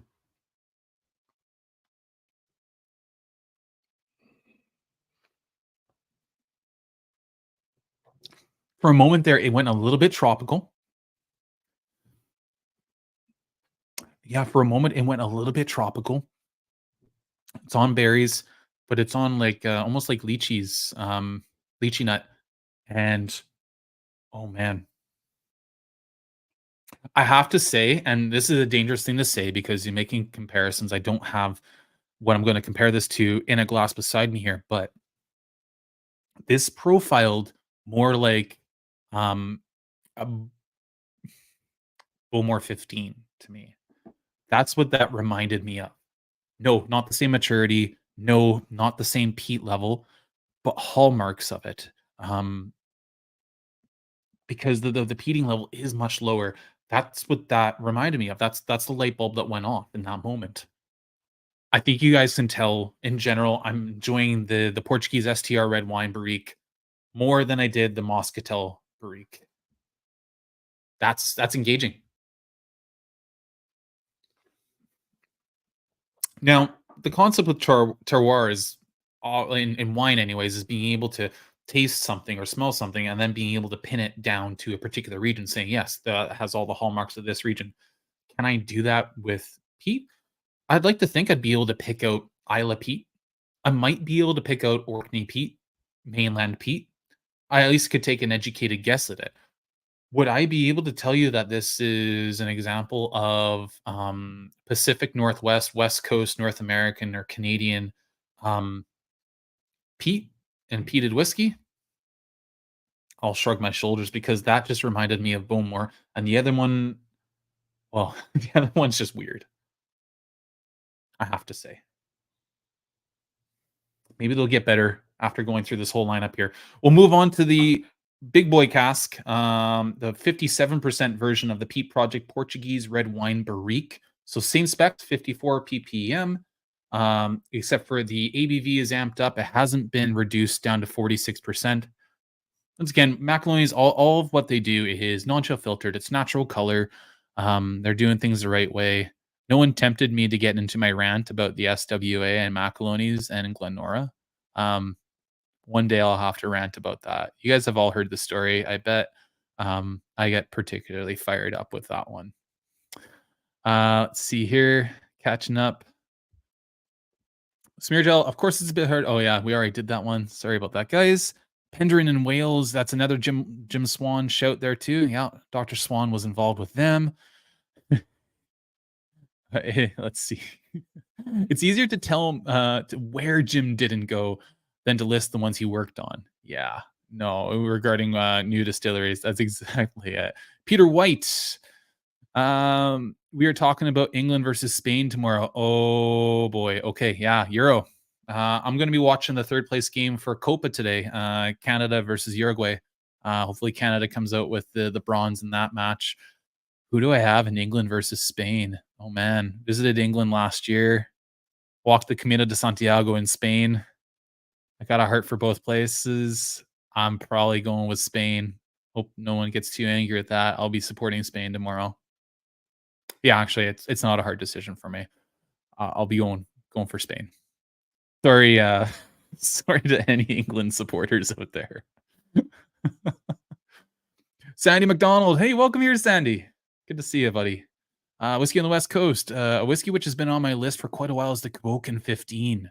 I pulled the trigger today and bought one. It's very tasty. I got to get some Kuboken on my shelf. I do not have a single Kuboken release. I know they did their different cast types that they did the releases for. The 15 sounds like a belter, though. Yeah, I mean, even the vintage releases, I know there's still some bottles of Kuboken 1988 and 1989 on shelves out here. I believe the 89 was actually peated malts that was accidentally run at Tomatin back in the day. 1988, though, I think was like peated casks. I could have that wrong. That's like memory banks, top of my head. Really interested. I've heard so much good about Kuboken. I'll be interested to see it. James Morgan, you got a shade over 28 degrees Celsius lately. You haven't seen a shade. Oh, wow. Okay. Yeah. So you're really cool climate. Yeah. We're in the heart of our summer here. We're definitely getting warmer here. James Morgan, your money's safer on Spain unless England, we're playing the long game. Hey, Gareth Southgate has, I mean, he's had a lot of flack. He's taken a lot of flack, but yeah, I mean, I felt bad for him how much criticism he got in the press, but he could pull it off. Will he become Sir Gareth Southgate? We'll see. Um, let's see. James wouldn't put it past Gareth to have such deep thoughts. Whiskey on the West Coast. Greg, I don't know you, but regarding peat plus something else, I tend to be a fan of peated PX, port, heavily peated. Yes, yes, that's a winning combination. Um, Peated PX, I like peated Oloroso and peated port. Yeah, they all work very well with heavily peated whiskey. Sandy again just opened the Kuboken 15. I'm surprised just how good it is. Oh man, give me a little bit of the FOMO there. All right, the nose on 57% version of the Peat Project, Macaloney's STR, Portuguese red wine barrique, is much more closed off than the 46%, which is to be expected. I really could do with probably adding some water to this. I, against better judgment, am going to forego that and just take it as it is, as we already have an example at 46 beside it here. Go more on bacon. Yeah.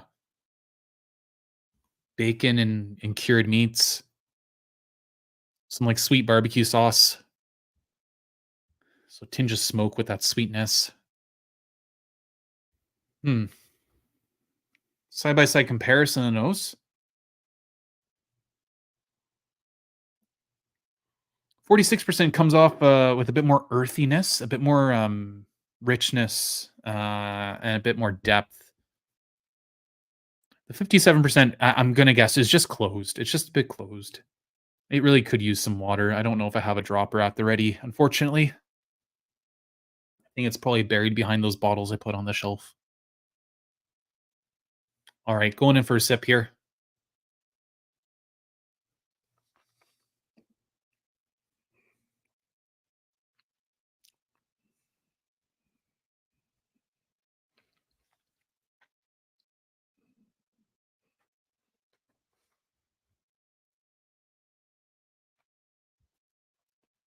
I went silent. The peat is far more present. There's going to be more residual phenols in this at 57% than there is in the 46. When you water down peated whiskey, you do water down the phenol content as well. Um, and so that's another argument for me in my mind for ditching the on grain measurements and going to the residual phenol measurements, because this is a hitter. This is a big hitter with this peat content. That slaps. That's interesting. Okay, that took me aback. That was a far different animal from the 46% one. 46% one is gentle. It's refined. It's a decent bloke, if you will. Very English. Pardon any jokes here, guys. But this 57% one is rough and brash, but with a lot of character.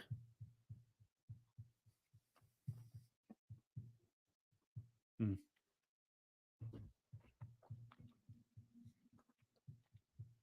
There's a tartness to the red berries on the palate, make me going toward more like raspberry. It's almost like a cedar wood smoke, because it's got this particular savoriness along with spice, along with the smoky phenols. So you're burning cedar on a fire. Done that many times before. Sweet icing sugar, vanillas, malt sugars for sure. The malt's still coming through clearly, which is shocking, seeing as they use STR casks. It's still coming through, still present. That's good. That's good. I can already say that's a well done whiskey. For all my fears and all my tears about STR casks, that one works. That one works. As does the 46. Just in a different way. And if you're looking for that 54 ppm that is promising on the label, you're going to be much happier, I think, with the 57% versus the 46%. Checking in with the comments here. Let's see. Ticker Tails, go Canada. Yeah, man, Jacob Schaffelberg has been electric in this Copa. He had a huge goal for Canada before this, a couple matches, but this has been his coming out party. Ishmael Kone has been great. Bombito has been phenomenal. Really excited for the future of Canadian soccer here. To make it to the top four, to the semifinals of Copa America is a big deal for us. Yeah, we're about much more than just hockey. So I'm excited. I'm excited for the Euro final too, though. So let's see. Let's see. Because of sherry casks, Matt. Oh man, I lost that one. I lost that one. We're on to almost 3 hours here, guys. I got 2 more whiskeys to go, and then we'll close up shop. I know it's running long. I know it's a marathon, this one. I always knew this would be a marathon when I started doing the research for this topic. I'm just glad I finally got a chance to chat with you all about the idea of Peat Terroir, regionality of peat, I guess is a better way to say it, and locally peated whiskeys here in Canada. There is some hope, I should mention. I was corresponding with a maltster in Red Deer, Alberta. I believe they're either in Red Deer or they're near Red Deer. Red Shed Malting, and they've been experimenting with various Alberta peat sources. Those Alberta peat sources, they're trying to experiment with what flavor profile works best, because they want to make sure it actually tastes good. So they're doing experiments on being able to provide peated malts to distilleries in Western Canada here. So that's exciting, because losing Skagit Valley Maltings was a big blow. It hurt. It hurt to see that all that promise kind of fall to the wayside. On top of that, Macaloney's is not stopping with Washington peat. They have plans for more peat sources. I know they've harvested peat from across the valley from near Mission, British Columbia, in the Fraser Valley. So they have British Columbia peat on the way in cask, aging, getting ready to be released. They have peat sourced from let's say Oceania, a Commonwealth country, somewheres in the South Pacific. I shouldn't say more because I'm not sure I'm actually allowed to, but more to come in regards to peat and different peat sources and kind of being able to see how it impacts the whiskey, how it profiles, which again is why it's such a shame that they didn't put, I mean, maybe they laid ex bourbon casks down and they haven't released them yet. But could you imagine getting an ex bourbon or like a refill cask version of the Washington peat, British Columbia peat, and then whatever other peat sources are coming down the line? That would be epic. This 57% STR cast, the one, is a winner.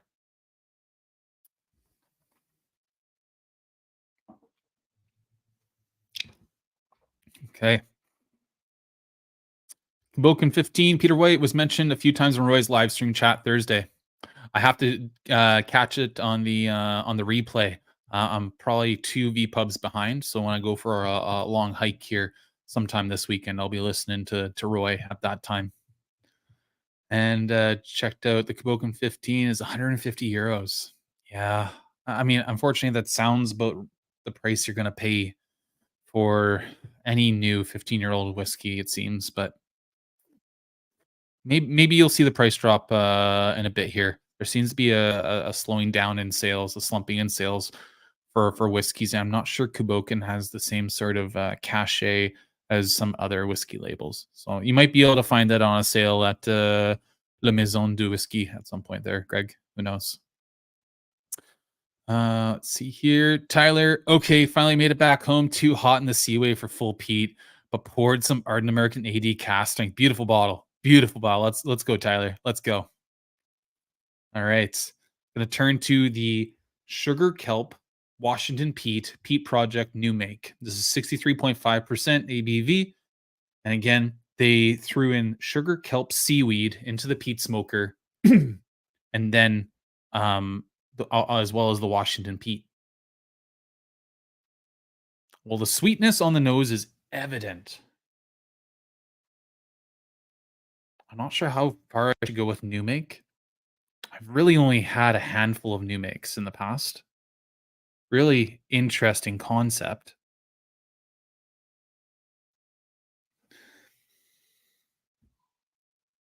I am picking up smoky aspects to the new make and definitely something trying to decide if this is more adhesive or more medicinal. 63.5% unaged spirit, hasn't touched oak. Um, I mean, there is a certain nail polish remover acetone sort of note to new make when I've had it in the past, but it's still pleasant. I mean, I feel like new make being pleasant and drinkable is an accomplishment. Let me take a shot at the palate on this new make.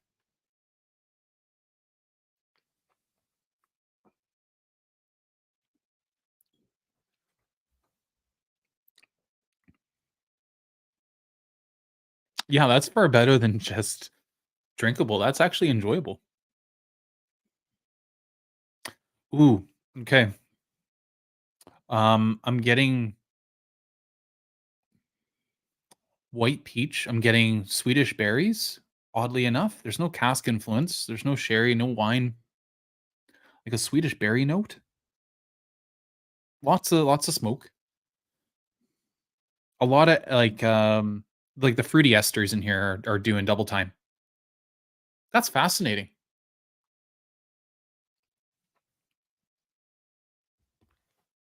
I'm trying to think if I could pin down the influence of sugar kelp on this compared to the typical Washington peat. And there is a undeniable sweetness to this. This is quite candied. Um, there is a certain medicinal tone to it. That's fascinating. Okay, first time I tried it, it was a bit rough when I tried it. Oh gosh, about 2 weeks ago. Um, That's quite nice today. That's quite nice. Here's the real test, though, with the sugar kelp Washington Peat. And that's the Peat Project Sugar Kelp Red Wine Portuguese STR Barrique, 55% ABV. Doesn't look as dark as the Peat Project Portuguese red wine at 57%. A bit darker, but tough to see there. I admittedly, guys, with my background, so apologies. Before we move on to that one, and that one would actually be a great one to compare to the regular Portuguese red wine STR. So that's what we're going to do. I have those two up front, ready to go. Let's see here.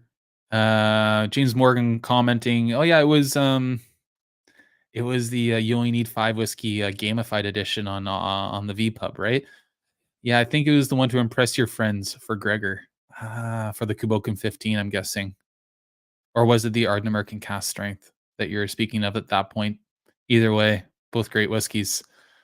Sandy McDonald, hope England don't get any more questionable penalties awarded by dodgy referee. I feel like we might get a point where there might be some smack talk here, some footy smack talk. Peter White, Whiskey on the West Coast. Did you bite the bullet and get the Two Brewers Release 45? One sample sold me instantly. I haven't had a sample of that. After reviewing the Two Brewers Release number 41, which will be coming out this week, I've been eyeing up the Release 44, which apparently has 15-year-old whiskey in it as well. A good proportion 15-year-old whiskey. And it's kind of like a spiritual successor to that Release 41 with the Pedro Jimenez casks. So 45. That's the one that's higher ABV. It's 40% rye, is it? And then 60% malt. I'm curious. I haven't bit the bullet because it is on the pricier side for me. But I'm deeply, deeply curious. James Morgan, would you have an Airbnb close by, Matt, in case we visit? We will pay for dinner and bring you the dessert pours. Yeah, there's a ton of Airbnbs near me. More campsites, more camping in provincial parks and all that. Go visit the wild outdoors. Man, we could do a whiskey on the West Coast camping trip. But yeah, you're in the area. Let me know. Let me know. Well done, night all. Hey, good night, Anthony.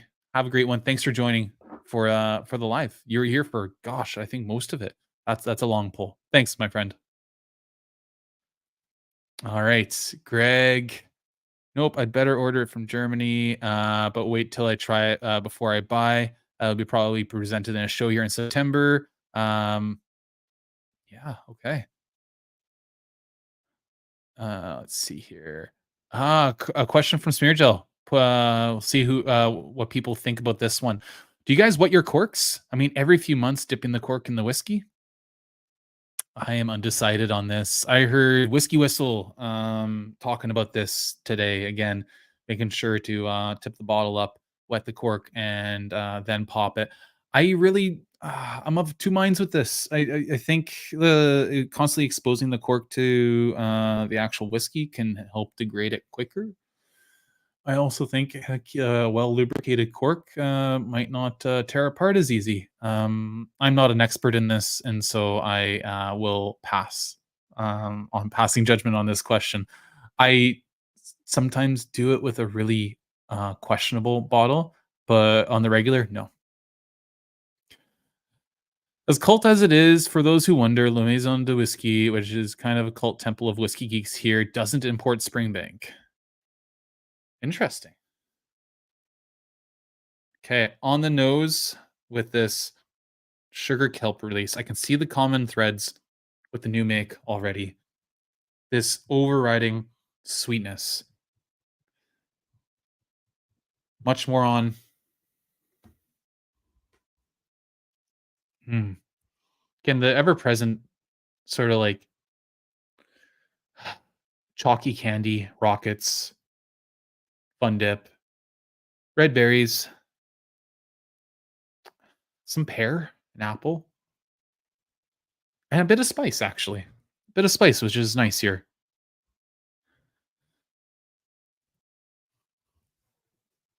Let's see here. Tyler, 3 hours in, how's your palate holding up, bud? If you could see all the pores that I've got on the shelf here, I've taken very small sips and very few of them. Palate's okay. It's not pristine, but it's okay. All right, going in on the palate on this one.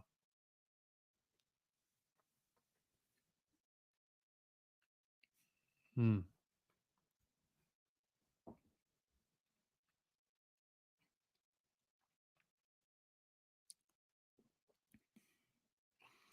That is much more medicinal than I expected.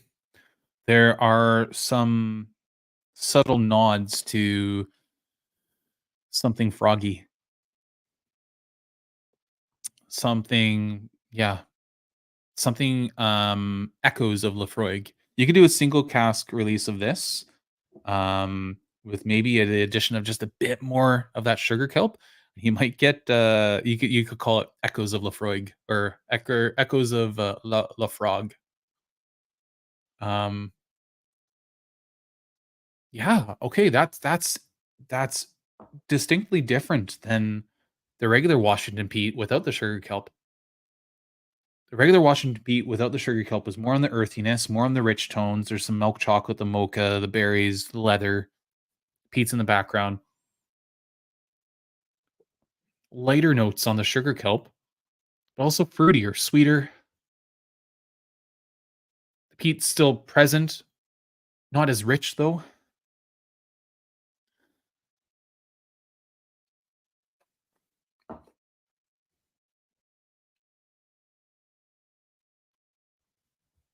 And the palate's bright. It's a brighter palate than the Portuguese red wine STR cask Washington peat. That's fascinating that it had that sort of impact. Maybe it is the impact of the cask. There was a difference in color there. Not picking up the same amount of tannin at all. But that's really fantastically easy drinking at 55% ABV. There is um there is some promise in this. What felt like it could be a bit of a sideshow, experimental nonsense. This sugar kelp Washington peated whiskey from Macaloney's is showing a great deal of promise. Wow. Okay. I think next I'm going to go back to the Portuguese red wine STR at 57%. Nose it, taste it, and go right to the sugar kelp for direct comparison. Yeah, just richer, earthier, more on those coffees, mochas. Not dark fruits, but again, more of like a strawberry.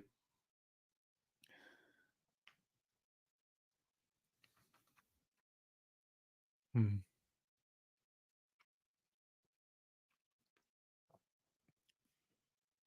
That is the closest you're going to get on this table to what you would recognize as a Scottish single malt heavily peated whiskey. And it's delicious. After that, the nose on the sugar kelp, in direct comparison, is struggling a bit. Believe because it's more on the brighter tones and sweeter tones, a bit more on the fruitier tones. That's understandable on the palate.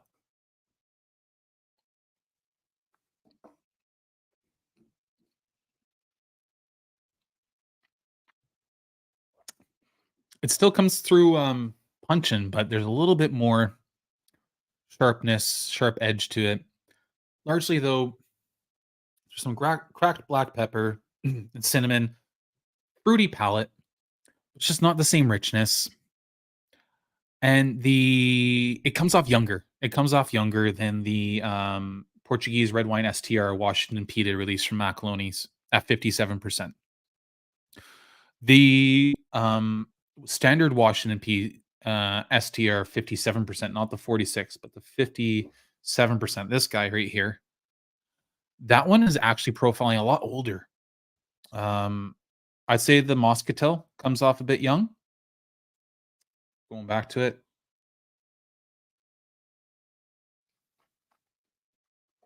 Mhm.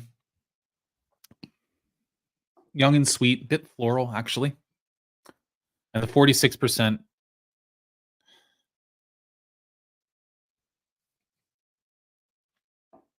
Approachable and delicious.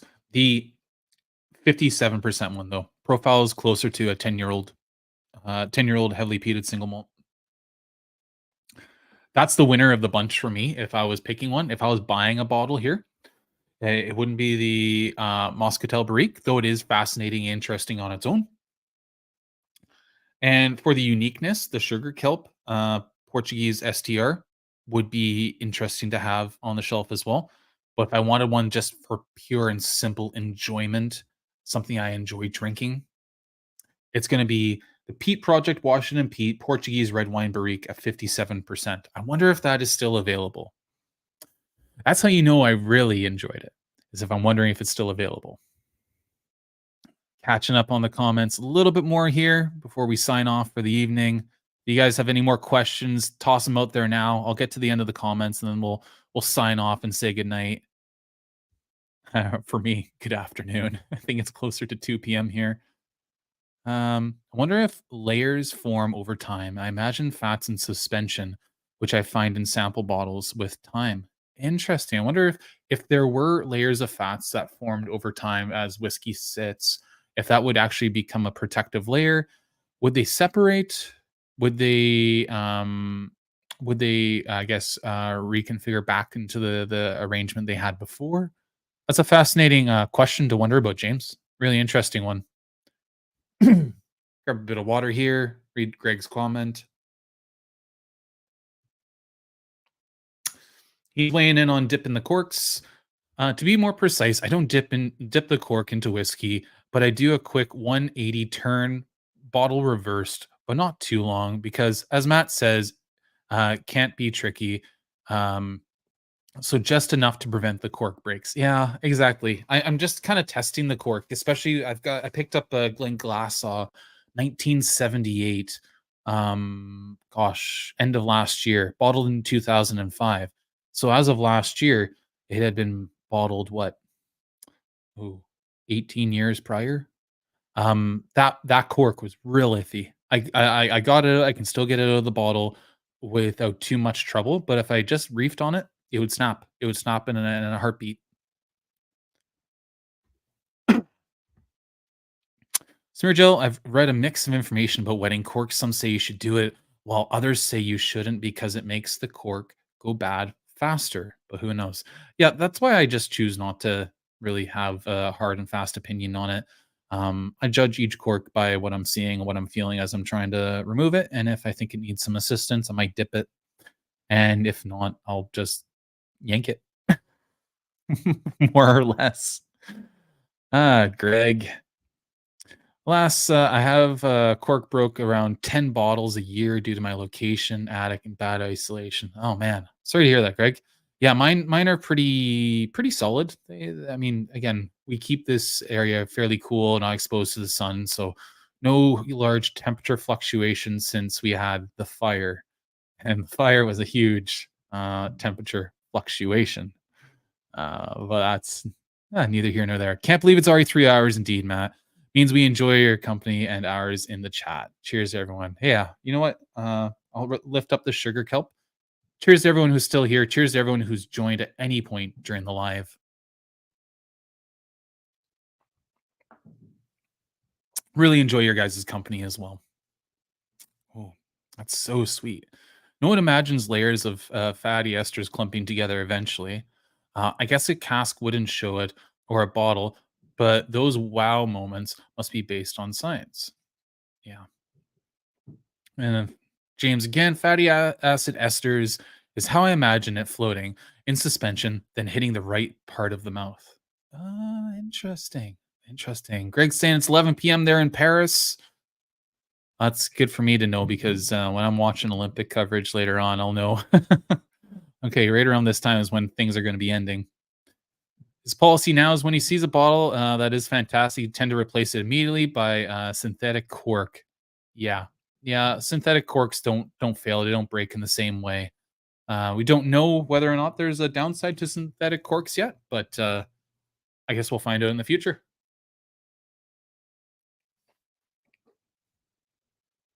I'm gonna keep dramming off of this 57% Washington Peat STR because that's the ticket. That's the ticket right here. Sandy off on a whiskey holiday tomorrow. Tobermory, Lochranza, Lag, and Campbelltown.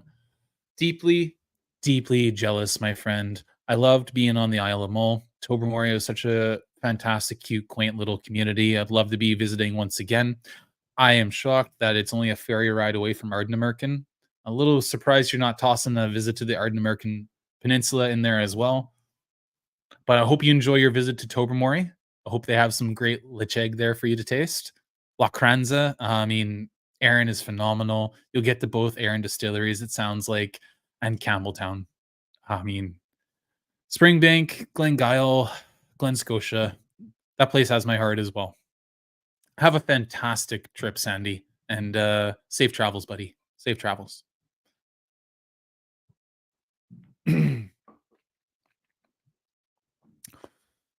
Tigger Tales, great stream and good conversation. Thanks, man. Hey, thanks for joining us. And you're in Calgary, which means, I mean, one day we might just cross paths in Calgary. Who knows? All right. Craig, wow, great. Sandy McDonald, enjoy it at the max. Yeah, no doubt. That is an incredible little whiskey trip to be going on. And James, cheers, Matt and all. Bit late for my spin on whiskey. Yeah, no, it is a bit late over in Europe there, James. Midday here, which cheers to day drinking, I guess. Oh man. Okay. And finally, Mecca, along with Isla. Indeed, indeed. I mean, that was why it was my first target, Isla and Campbelltown. And both myself and Kyla doesn't love whiskey, but she loved being on Isla. She loved Campbelltown. She loved Edinburgh. We're chomping at the bit to get back. We would love to have another trip to Scotland in the near future. One can dream, right? Well, guys, I think that about wraps it up. Thank you so much for joining me on this marathon Peat tastic live stream. Thank you so much for joining me. Thank you for all the support on Patreon. I'm gonna throw out a little bit of love to my Patreon supporters here. Thank you, Lars, Nash, Greg Watchman 999, Clay, a new Patreon, Pete Sheldon, Kelly, Jerry Miller, who you saw in a picture earlier in this live stream, Smear Gel. Guys, thank you so much for your support. It really means a lot. It helps keep me bringing some whiskey in. It helps me with some of the maintenance on equipment too. We got some things to replace.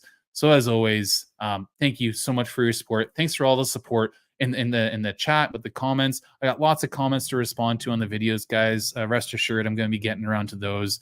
And until next time, from the West Coast, Slange.